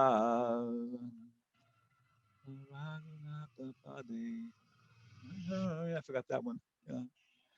Prartana Koroje Sada Narotamada. So it's such a nice song. Memorize, meditate, chant. We gave a seminar on this, maybe 2, 3 days to go through it nicely like that. So it's a very nice aspect. Again, we can't know everything. No, we cannot teach everything we know. So we have to keep establishing priorities. Okay. Thank you, Om ma'am. Namo Bhagavate Vasudevaya. Om Namo Bhagavate Vasudevaya. So, okay, Bhagirata Maharaj has brought the Ganges into this world. His ancestors' ashes have become purified. They've all gone to heaven. Okay. Okay. Go down here then to our break. Okay. Bhagirata had a son named Shruti, whose son was Naba. Okay. Who was previously described. Had a son named Sindhudvipa. Had a son named Ayutthaya Rituparna. And a question again, this maybe somebody can answer later on. Who taught gambling to Yudhisthira? Somebody know right now who taught gambling to Yudhisthira? The Mahabharata describes it. Yeah. Nobody knows. Okay, we're gonna What is find the out. question? Who taught gambling to Yudhisthira? When they were in their nirvana, the forest, somebody came and said, "Hey, if you're gonna gamble, you should know how to do it right." And later on, he was able to win when he was playing. So the names sound familiar, Nala and and Rituparna. Okay. So Prabhupada says gambling is also an art. We have chess at that time was also with gambling. You roll the dice, and then there would be like you get some different random activities for your chessboard. course, chess is a very popular game. You can make a lot of money. They just finished off the Tata Steel Invitational Chess Champions, and there's a new world champion now or something. Yes. So, but it's in the very much in the mode of passion, you know, Kshatriyas and Balaram, you know. Uh, so therefore, said Balaram, he's very enthusiastic in sporting activities, but not always very so expert. You know, kind of giving a lesson to us. You know, that chess, and drinking sake. Kshatriyas may do these, but okay. The devotees, then we can avoid these things. Maybe we take up Kshatriya activities and we don't have to eat meat, we don't have to drink wine. You know, although things get tough when you're a Kshatriya, and maybe a little bit of wine in the evening be justifiable for some people after killing people all day. King Parikshit said, O Sukadeva Goswami, why did Vashishta, the spiritual master of Shodasa, curse that great soul? Okay. Then it tells the story of how I think he killed one Rakshasha. Rakshashas, of course, are a race, like rabbits, cats, dogs. These are all races. And it's a whole question of how they assume gross bodies or don't have to assume gross bodies. You know? So Lord Brahma, as we understand, is only attached to his body of knowledge, his intelligence. He can cast off his mental thoughts just like that. Others are attached to their mind. Others are attached to space. Others are attached to certain species, are attached to texture, fire. And coming down like that, they can take on and give up certain things like that. Some people may be able to take off their overcoat and their jacket, but not be able to take off their shirt. Okay, something like this and that. No. So anyway, it's a race, and I think it corresponds to trolls in our Western culture. We have trolls. Prabhupada says Gandharvas, you know, fairies. And there are many things looking at the history of fairies in the West, which match up very much with the Gandharvas. So trolls, he killed one of them. The brother got revenge, you know, of course we know, by cooking, meat and offering it to Vasishta. And Vasishta thought Shodasha did it and unfortunately cursed him. Vasishta seems to have, you know, some kind of attachments. He ends up in these things. But when he saw what he'd done, he'd cursed an innocent person, and he did austerities for 12 years. And to get free from, from these activities. King Shodash was going to then curse Vashishta, but his wife wouldn't let him do it. Dhruva went crazy killing yakshas, but then somebody stopped him. So this is Kshatriya Dharma. We have to understand it's different. Kshatriya, it's hard for him to control his senses and mind compared to a Brahmin, you know? And so therefore, quite naturally, he takes care of that by surrounding himself by a good wife, good ministers, other people, grandparents. And so they expect them. They throw themselves into this stuff, and they expect that these family members and other people, their social entourage, are going to correct them and help them. So they can't live without this social network. But Brahmanas, they can be austere. That's why they're more powerful. They can just be with themselves. So his wife forbade him to do it, so he didn't curse Vashishta, which is probably pretty good. So then he acquired the propensities of a man-eater. He got a black spot on his leg, so he became known as Kalamashapada, Kalamasha. Yeah. Then, of course, there's a story. He saw a Brahmin culture engaged in sexual intercourse in the forest. Yeah. And he ate her husband at that moment. And she was very disturbed by all these things. Of course, this is the 9th canto.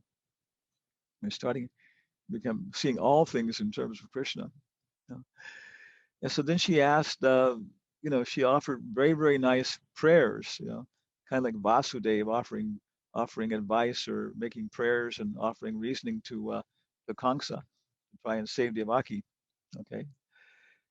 Narottam Das Thakur, his son. Hari Hari Vipale Janma Gunainu Manusha Janma Paya Radha Krishna Na Bhajiya Janiya Sunina Vishakoina. Okay. So human body is very rarely attained, and therefore all these steps are there: Dharma, Artha, Kama, Moksha.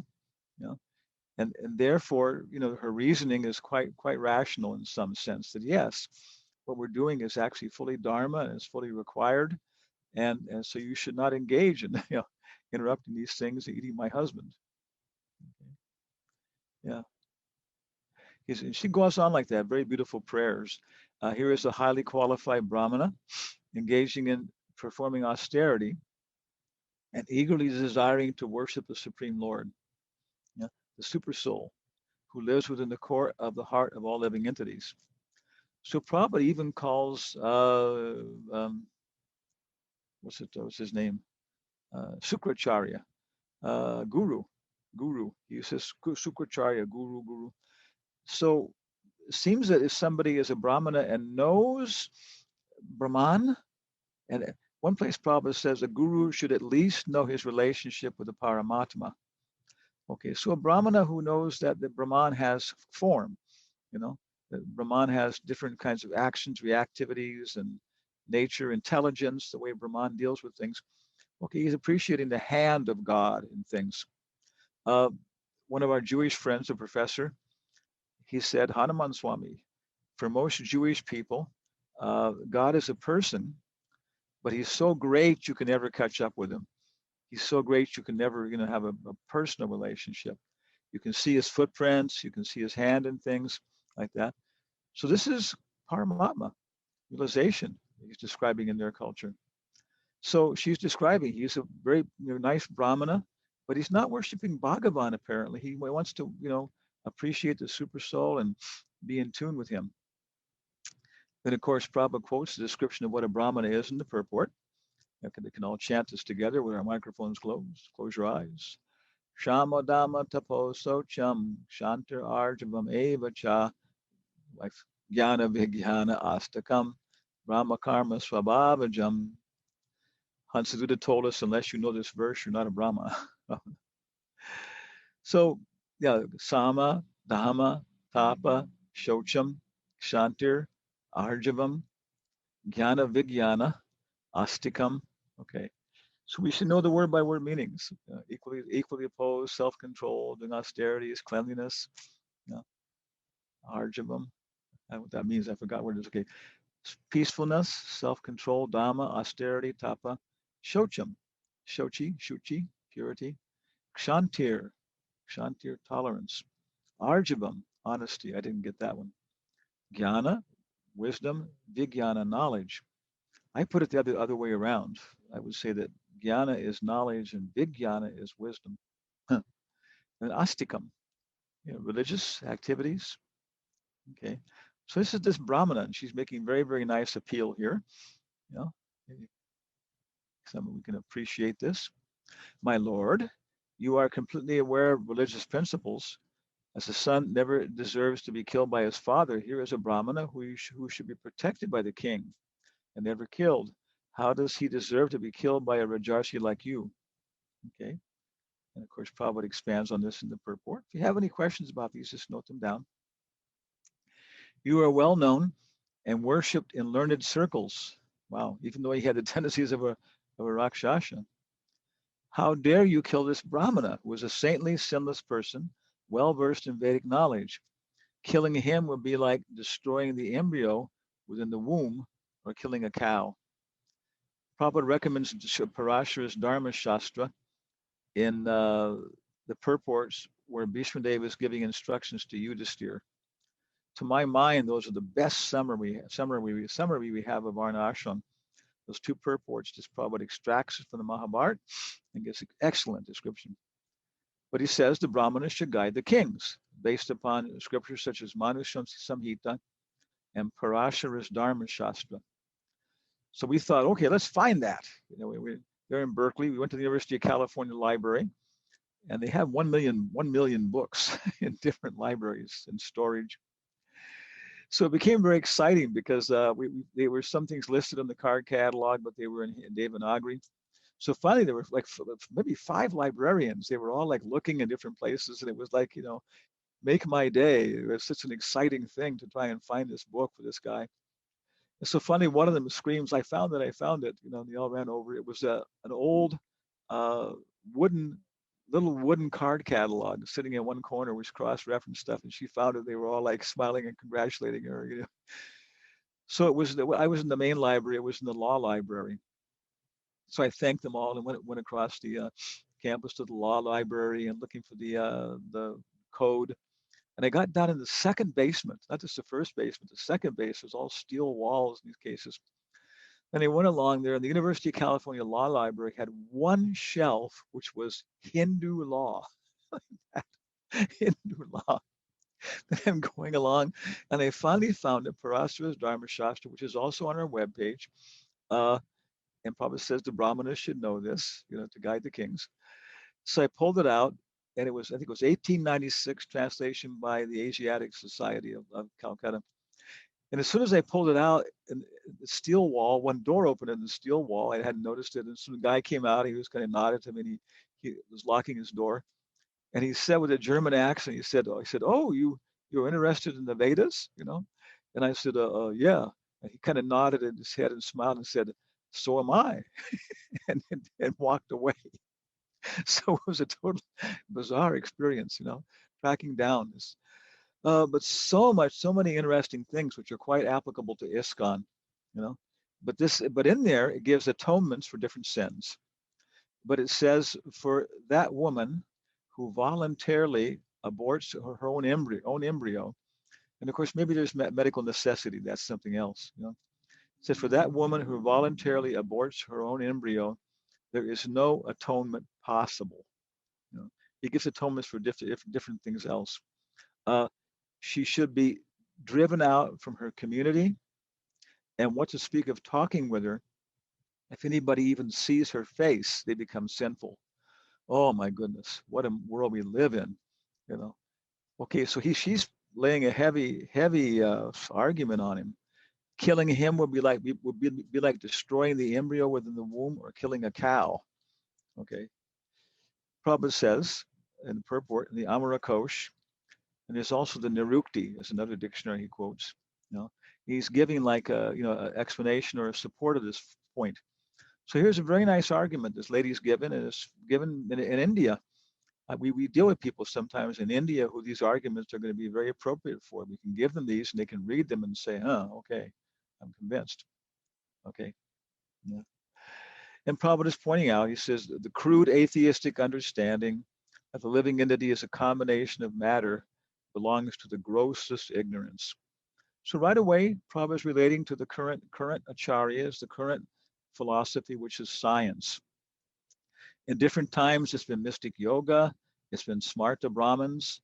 At the time of the 6 Goswamis, almost everybody was smarta, you know, so there had to be so many rituals given, you know, to worship the deities and so on, which Prabhupada says are unnecessary, you know.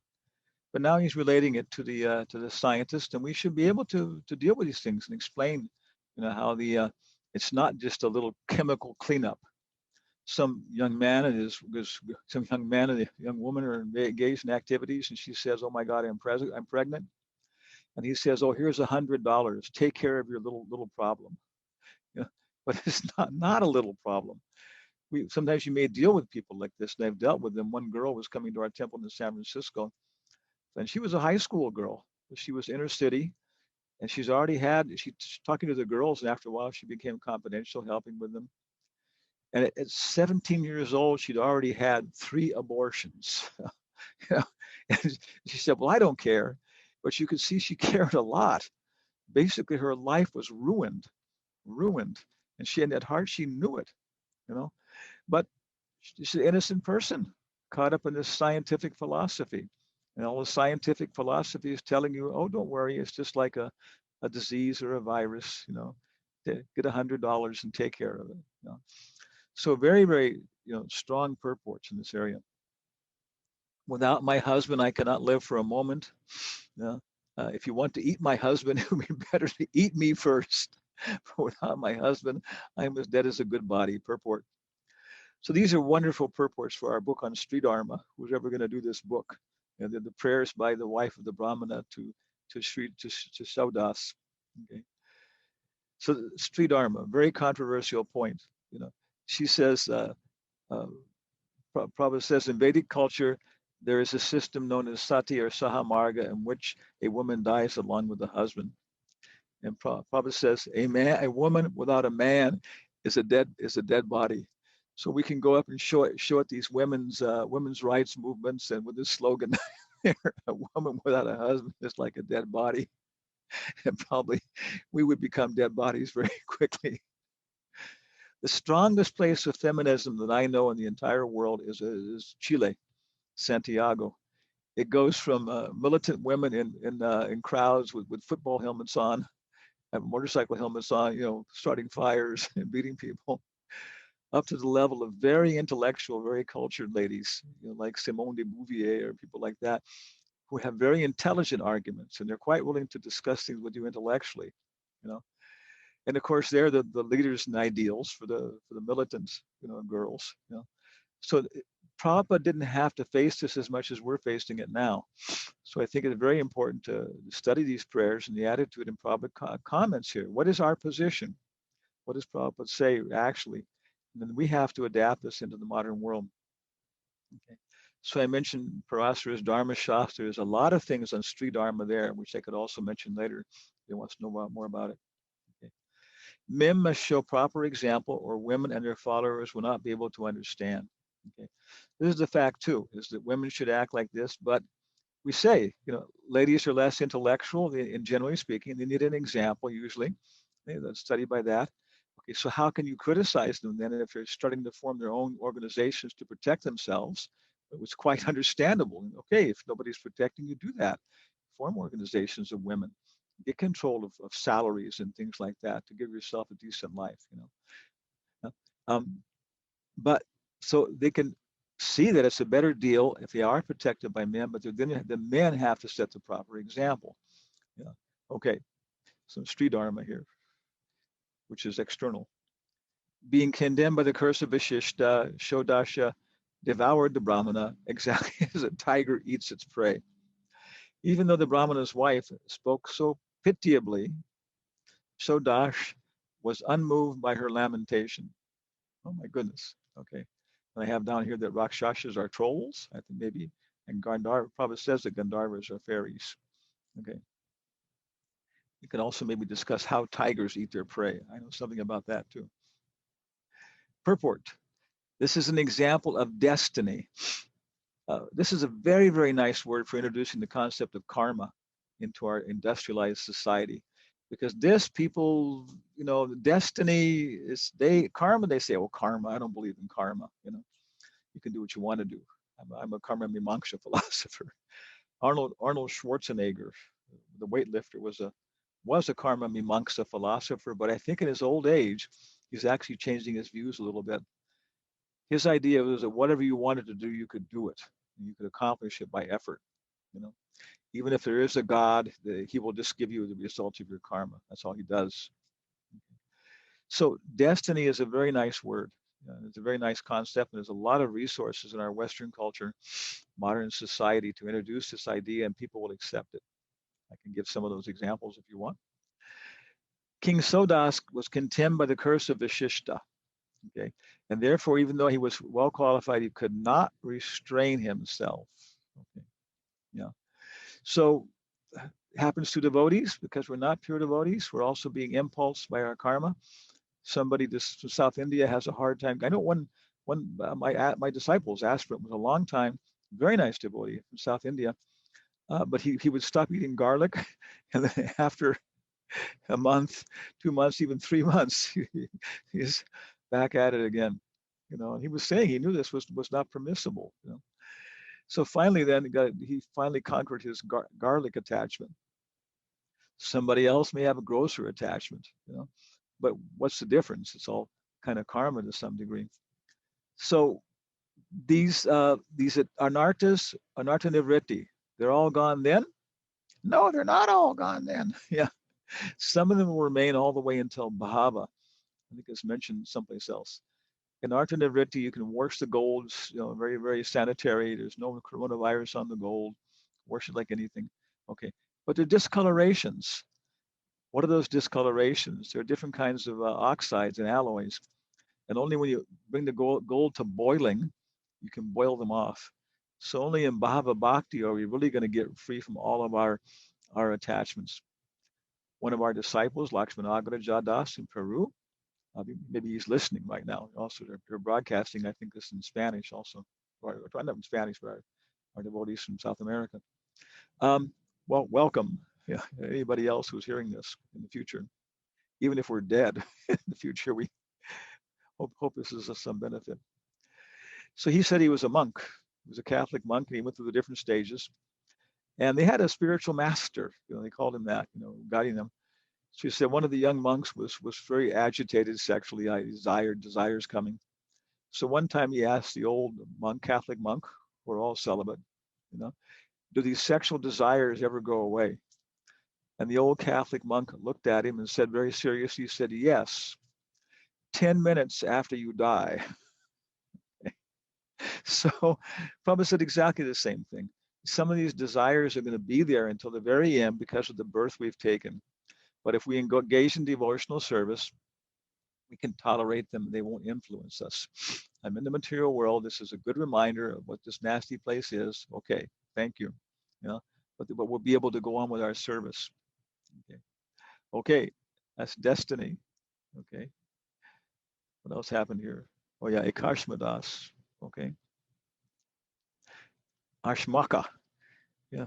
Ashmaka means the child born of a stone. So now it's talking about how he was free from the curse, but he couldn't have children by Madhyanti. So then Vashishta begot a child. First he curses his disciple, then maybe it was considered a good thing. It was a generous thing, giving his wife a child. Even in the time of Leonardo da Vinci, if a younger brother died, then the older brother would take his wife, would marry her, and give her children if she didn't have children. So of course, this is one of the 5 things forbidden in Kali Yuga. Forbidden in Kali Yuga, but it appears to be a very common thing. The older brother begetting children and the wife of the younger brother's sister, especially if he dies. These are things that are very universal. This is part of the Virat Rup. This is the way the world works. Okay. Ashmaka. We mentioned Ekashma already. Okay. From Ashmaka came Balaka. Okay, gone down to Mars Katvanga. So Mars Katvanga is, of course, a very large part of this chapter, and probably we'll find him mentioned in other Puranas, maybe even the Vedas he's mentioned. Okay. So he was requested to fight for the demigods, and this is a fight on a higher level. The cockroaches, if somebody turns the light on at night, they're exposed to this light. They gotta run like mad, to hide. They can't see anything, but they can maybe have a light sensor, in that body. All the experience of light is light or no light. And they run off trying to follow the track of their odor, that they laid down or something. It's a very gross body, very horrible body, like a vegetable almost. So they run away. But they don't know why the lights come on sometimes, in the middle of the night. They're used to these, what call sunlight cycles, maybe. So when the demigods start doing things, we don't know why. For example, the weather's like this, what's happening, The Devotees are doing things, and sometimes they're engaging in irregular things. And so irregular things may happen to us down here on Bhumandala in Marchalok. So he could give up his dump truck, he could give up body, come out of his dump truck, come out of his clothes, and go into his bathing suit and go swimming. So he was able to go to this higher level and fight with the demigods, and from that perspective, he was such a pious person. And of course, he couldn't be defeated. He was undefeatable, unconquerable in any fight. Yeah. Okay. So Maharaj Katvanga is an example in performing devotional service. Prabhupada says his example is brilliant. So Prabhupada, when he's recording that, must have been saying it with great emotion. The example of Maharaj Katvanga in performing devotional service is brilliant. Okay. Prabhupada, what appreciating all these things. The Bhagavatam is in his heart. Maharaj Katvanga engaged himself for only a moment in devotional service to the Lord, but he was promoted back to Godhead. Therefore, if one practices devotional service from the beginning of his life, surely he will return home back to Godhead without a doubt. So even before the child is born, you know, ladies sitting together, pregnant ladies sitting together and reading the Bhagavatam together and stories and stuff. And the children are hearing. The child in the womb is hearing. It's just something there. The mother, not just a bag of chemicals. Tremendous influence. So we all have to thank all of our mothers, if they've given us this benefit for those during gestation to have this influence. Then you come out, of course, the mother has, so much influence. Then after that time, by the time she gives the child away to the spiritual master at 5 years old, and to the wife of the spiritual master, so much is already fixed, already determined whether or not you're going to be a good devotee or not. In many ways, what your mother did for you, like that, and so on. So very, very big role. Which is a bigger title, mother or sannyasi? Like that. They're both necessary. In Bhagavad Gita, Asangshaya is described here. Okay, Maya Sakta Manaparta Yoga Yunjam Marashrayaha Asangshayam Samangramam Yata Jnashyasi Tachanu. And now here, O son of Prata Arjuna, how by practicing yoga in full consciousness of me, with mind attached to me, you will know me free, full from doubt. 7.1. At the end of this 6th chapter, he recommends to become a yogi. Beginning of the 7th chapter, then he describes how to do the yoga. Janma karma chame devyam evam yoga viti tatvataha chaksva deham punar janma naiti marmati sarjuna. One who knows the transcendental nature of my appearance and disappearance does not, upon leaving the body, take his birth again in the material world. Tatvataha. This is knowledge in truth. Not just like theoretical knowledge, but we actually have experienced, what it means to be a Brahman. We've experienced ourselves how we can be, above the modes of nature. Things can be happening around us, but the more we're fixed, the more we're just not influenced by them. Other people becoming angry or greedy or lusty, but a Brahmana, samadama taposocham. And so then we can begin to understand the deity. We can begin to understand different things like that, and we can see how Krishna's nature. And if we absorb in that nature, and of course that is our, as I go, yad yadat charities. No, what's the other one? I forget what it is. Look, it'll come back. Yeah, whatever, yam yam vapi. Yeah, yam yam vapi. Whatever consciousness we have, whatever bhava we have at the time of death, whatever Krishna consciousness we have, that will be our next destination. Therefore, translation, Mara is kind of thought. Even if my life is dearer to me than Brahminical culture, missed it back before. Okay. Okay, the example of Mars Katvanga. Okay. Okay. So he was told you only got a moment to live. And he said, not even not even my life is dearer to me than Brahminical culture. So we put the point that here is Kshatriya Dharma. This is the point. The Brahmanas are attached to Hari, to being truthful, honest, attached to Hari. That's their dharma. That's their karma. That's their nature. It's not anything to be glorified. I have heavy sannyas karma. I'm very renounced. Okay, it's just nothing to glorify me for. It's my karma. But I got it for some reason. Okay. But he's, as a Kshatriya, they realize that by being attached to Brahminical culture, Kshatriya knows the scriptures but doesn't lecture on them, doesn't teach them formally. Maybe doesn't know them to be able to express them that way. But Kshatriya arranges all kinds of programs, lectures, everything else so that the Brahmanas can do their work. And then he feels full satisfaction. Not even my life is dearer to me than Brahminical culture and the Brahmanas, who are worshipped by my family. What then is to be said of my kingdom, land, wife, children, and opulence? Nothing is dearer to me than the Brahmanas. And of course, Prabhupada quotes in the purport, close your eyes. Namo Brahmanya Devaya Go Brahmana Hitaya Cha Jagaditaya Krishnaya Govindaya Namo Namaha. Such a nice verse. A devotee of Krishna is very attached to Brahminical culture. Okay. But we understand that it also can be an impediment. People become attached for the wrong reason, a Shukracharya or something like that, or Gopal, what's his name, who's cursing people. Then it can be an impediment. but we're very attached to it, want to see it operating properly, but we still, even in the end, we have to transcend that and make friendship with a devotee. The devotee may not be a Brahmana. Okay. Coming down here, 44. I was never attracted in my childhood by insignificant things or irreligious principles. I did not find anything more substantial than the Supreme Personality of Godhead. So maybe somebody can talk about this. And you ask people, in your childhood, were you naturally attracted to spiritual life, spirituality?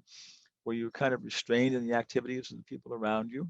You know, these are kind of common stories in Uddhava's life and Narada Muni's life, but even from previous life, there's already some indication like that. You know, Maharaj Katvanga provides a typical example of a Krishna conscious person. Okay. Stavara Jangamadeki, Nadeki Taramurti, Sarvata Hoyanija Istadeva Sporti. And my eyes closed there. Said Lord Chaitanya talking to Ramananda Roy. And Ramananda Roy says, "You're Krishna himself." And Lord Chaitanya says, Stavara Jangamadeki, Nadeki Taramurti, Sarvata Hoyanija Istadeva Sporti. Yeah. Yeah. The pure devotee sees his Istadeva to everywhere. Bahir Nisingho, Hridaye Nisingho. Yeah. Everywhere he sees his hand, he sees his activity, he sees his energies, he sees his expansion, he sees his beauty. Like that reminds him, yeah, I'm the taste of water, I'm the fragrance of the earth, and very, very satisfied. Yeah. He sees his Estadeva everywhere. He sees the material world, Lord Chaitanya is saying, Prabhupada is saying here, but he sees everything. Now, he sees that the only substantial thing behind all these things is the Supreme Lord. Okay. So Prabhupada says a devotee engages everything, then automatically constructing large temples, everything according to our means, and then he's not a part of this material world. Isha Vasham Idam Sarvam. Okay. Then they have a comment. What do you want for lunch? And I was noticing after that this process, even for a slow learner, and I really feel that Prabhupada has been, it's only because of Prabhupada is so kind that I'm in this movement and I'm making any progress. I mean, I'm so selfish, greedy, dishonest, hypocritical, trying to use everything to get my benefit out of it for what I can, for my body. Okay. Prestige, everything, my enjoyment. Yes, sir. Still doing it. But Prabhupada just doesn't give up on us. Keeps on pulling us. So how can we not try and help other people? If Prabhupada being so kind to us. But making some progress. I noticed at one point, you're sannyasi, you're traveling, and so many people ask you, "What would you like for lunch, Maharaj?" And it's just I feel uncomfortable. It was awkward. What is this? Then I realized that I didn't want to have anybody cook for my body. To quote one of my friends, "This body has never done anything nice for me, so why should I do anything nice for it?" Okay. Okay. So with that kind of attitude, it was, But then I would just think, okay, well, they're asking me what do I want to offer to my deities? Lord Sringadeva is our Istadevata here. Travel with him a lot. So, then it becomes very comfortable. Then I think, well, what Lord Sringadeva like? Okay, he's a kind of greedy guy. He likes to eat good food. And he likes macaroni with tomato sauce because it reminds him of Hiranyakasipu, I think, So, it's a humor, a feeling. Sringadeva, so many years, but it's different than Radha and Krishna. Radha and Krishna's clothes on the altar are different than Gaura-Nitai's clothes and Jagannath's clothes. They're just so much finer when you're worshiping them. So many things. So if you have your Istadevata, and at some point, yes, you're just spontaneously starting to see more and more. Okay, maybe not 100%, but maybe 85%, 90%. What does Krishna want for lunch? And every day you're meditating. Okay, what's the menu for today? And you're thinking, okay, well, we'll offer this and that, and that was too much yesterday, Sunday feast yesterday. Okay, So this is the way that Maharaj Katvanga, was seeing everything in the world. Nothing more substantial than the Supreme Lord. 45. The demigods, directors of the three worlds, wanted to give me a benediction. I did not want a benediction. I'm only interested in the Supreme Personality of Godhead. I'm more interested in him than material benedictions. Prabhupada says, our Krishna consciousness movement is therefore called Krishna Bhavanamrita Sangha, the association of persons who are simply satisfied in thoughts of Krishna. So this is, I've always wondered where this is, because Prabhupada says Krishna consciousness movement, but in the West, this word is not a very good word in some ways. But the Hindi thing is Antarastrika Sri Krishna Bhavanamrita Sangha. So this is exactly what Prabhupada is talking about scientifically when he's talking about consciousness. It's bhava, the preliminary stage to prema. And of course, bhavanamrita may actually even be indicating directly prema. As far as I understand, two ways to say sangha. Sangha is the association of devotees, and the sangha is the institution. So it's very interesting here that sangha is the institution. Even in Buddhism, is the same way. The sangha is meant to serve the sangha. And so the GBC is meant to serve the sannyasis. Nice point. Like that. Okay. Create controversy. 46. Okay. The demigods have all these nice facilities, he says, but even they can't realize God, so what to speak of us human beings. So why should I want any of their benedictions? Okay. Yeah. All the other attempts are more or less material. They're recommended for other people like that. Even within Krishna consciousness, we can use yoga, we can use jnana. We're using it right now, but it has to take us to the point of bhakti like that. Okay. So Maharaj Katvanga is such in one moment he can give all this up and become focused on anyabilasita shunyam jnana karmadi anavritam. Yeah. Therefore, I should give up all my attachments. Okay. Yeah. And just become completely detached from everything and surrender to the Supreme Lord. If we do this, we'll probably start looking like mad people. We won't be completely in tune with the world. Someone like Prabhupada as an acharya was having to come down to act properly, so that he could reach out to ordinary like civilized people. Other than that, you just become distracted. You can see Prabhupada sometimes he's chanting on his beads when he's preaching to somebody, then they'll come back, preach again, and like he's dealing with a naughty puppy. He'll chastise them and stuff, and they'll go on. He'll go back and chant a little bit. He'll come back again. You can just see he's going, back and forth between the spiritual and the material world. So if you surrender completely at the time of death, everything else, then your consciousness of your external body and everything else is completely gone. You're like crazy. Okay. So he was seeing all the material world as an illusion. Okay, there's Chaitanya Chandrodaya Natika being quoted. Okay. So he returned to his original position of eternal servitorship. Okay. And Prabhupada quotes in this purport, Jivera Swarubhai Nichera Krishna Das. Of course, these are also in terms of the controversy of the origin of the jiva, if it's possible to fall from the spiritual world or not. There's another discussion there. We'll finish off here. Okay. Yes, that's the end of the chapter. Yeah. Finish off with a very, very nice verse glorifying the Supreme Lord. He's not impersonal. Okay. So any questions or comments by people then about this section of the Bhagavatam or other things?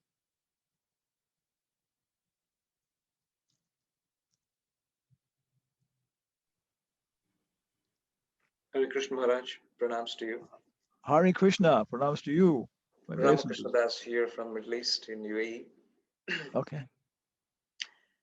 Maharaj, as we saw in this ninth canto, and especially in these sections so far, we have seen so many different dynasties being mentioned with very prominent kings and their activities and so on, as well as their kinds of consciousness, sometimes in a lower modes and sometimes in a slightly transcendental modes, as we see different kinds of kings. How is this actually acting as a prelude for the next canto, in which we are going to actually unveil totally to a transcendental consciousness? And why is this? Is it like kind of a filter to say that those who are unqualified just can drop off over here? Is that the kind of a nature of this ninth canto? How is it actually to be understood? No, I was listening to Maharaj's presentation last week, and he was saying this is called the black canto. Sometimes, I've never heard Prabhupada or read anything like what Prabhupada explains this explicitly, about why the 10th canto, which apparently is Krishna's throat. But by the time you start getting to somebody's throat, they're really, really, risking you. That's everybody knows that's very dangerous thing. You guard that. Narayana said, if you got a jewel, you keep it by your throat. So Giriraj is keeping, Radhakund, the peacock, keeping it under his throat like that, guarding it very nicely. So my speculation is kind of what the same thing you're saying. It's this, maybe again, because also again, Maharaj Parikshit's the audience, and maybe these names are not, because he appears in this dynasty. That may be part of the fact that Maharaj actually appears in this dynasty. And at his time, this is a big thing. Now in the modern world, some communities, going to this, some communities in America, their standards are so bad that, that they, what is the biggest day of the year? It's Father's Day or something, because people, or Mother's Day, because they're starting to become matriarchal because they can't even trace they're not even sure who their mother was associating with, so they can't even trace back one generation who was their family in some communities. What a speaker 2 or 3, myself, I can go back barely three generations a little bit.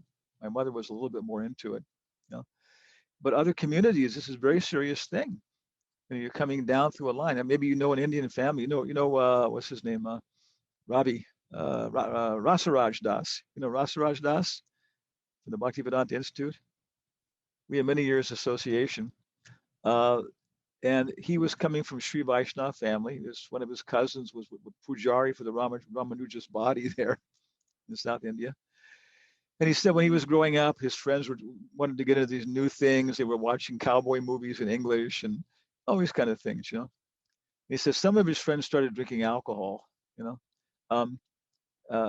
eating meat, some of the Brahmin boys, But he said he just could not push himself to eat the meat because he knew his family had been vegetarian for 32 generations.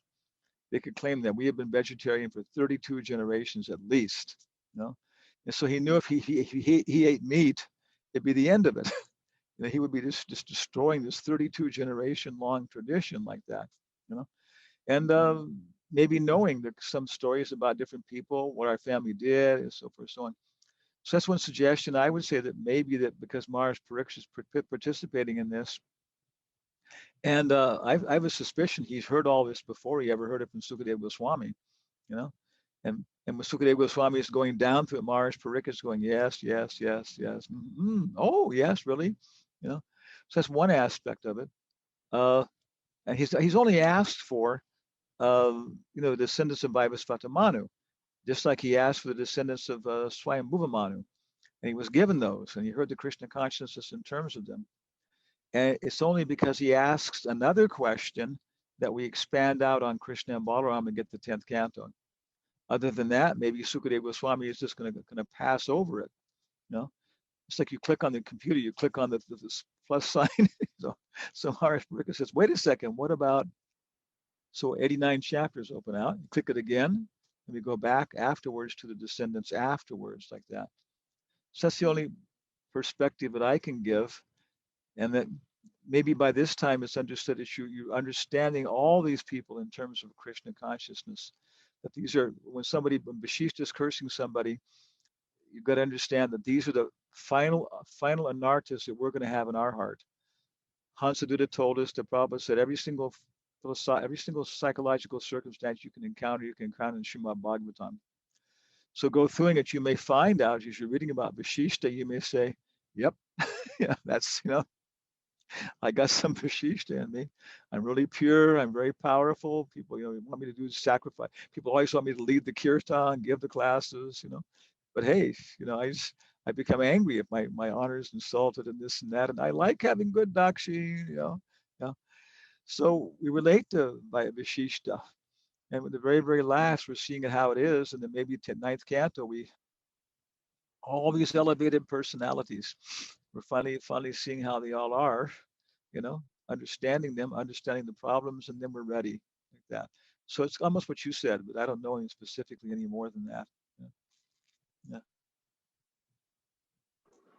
Thank you, Maharaj. So kind of you. Okay. Be careful who you curse.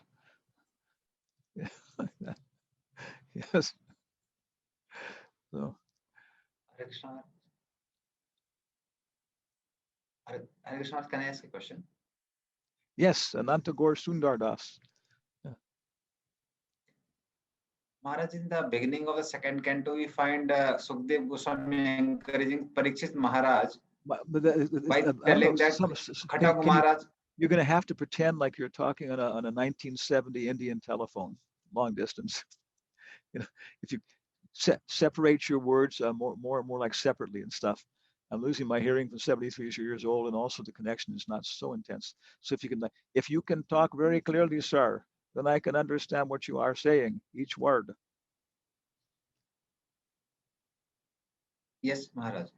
Maharaj, in second canto, beginning, we find Sukdev Goswami encouraging Parikshit Maharaj by telling the pastime of Khatwang Maharaj that he perfected his life in few moments. But the way prayers of Khatwang Maharaj we hear here, we find that it seems that he has practiced devotional service even before. So how do we understand that he perfected just in few moments? Oh boy, what is devotional service? Boy, subtle point. Tamal Krishna Maharaj makes this point. This is one of Prabhupada's big words, devotional service. Another one is Supreme Personality of Godhead. These are words that Prabhupada is kind of like defined, like Ramanuja picks certain words and define them, beat on them. So Prabhupada is defining devotional service, I think, as Anyavilasita Shunyam Jnana Karmadi Anavritam Anukoyena Krishnanu Shilanam Bhakti Uttama. He's taking, that's what he means when he says devotional service. So was Maharaj Khatvanga engaged in devotional service before this moment happened? Or was he engaged in Brahminical activity? You can engage in devotional service as a Brahminical activity and not really realizing you're worshiping God. Yeah. I know many Indians like that. Also Christians, the same way. It's just God is love or something, and they kind of talk about the personality of God, but not much. It's kind of pastimes and everything else. And for example, one very big Christian preacher, I forgot his name, will come back now.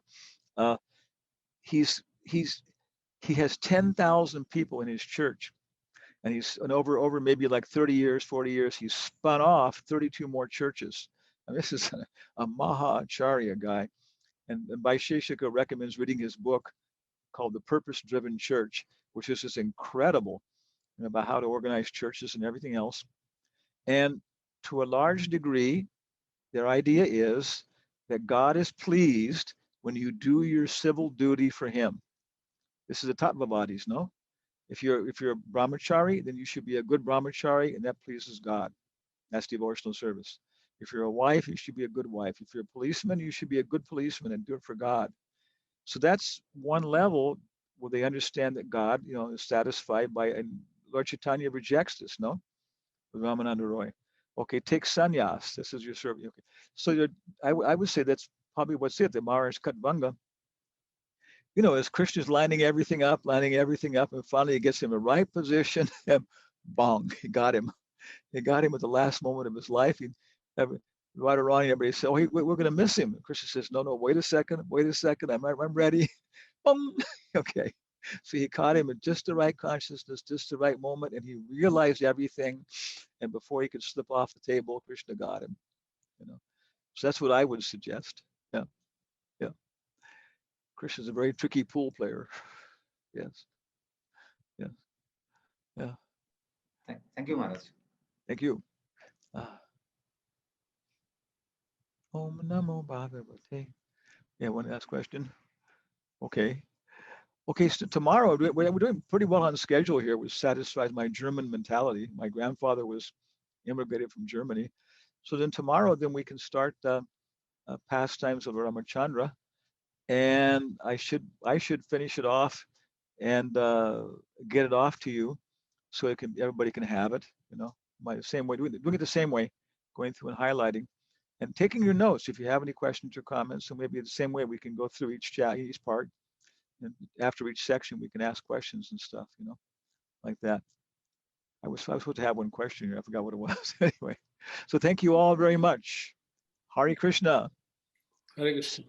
Sitala Madhavi, Sabashini, Narottamananda, Ananga Mohini, Ravi Gopal, Hare Krishna. Hare Krishna Maharaj. Haribo. Hare Krishna Maharaj, thank you. Hare Krishna.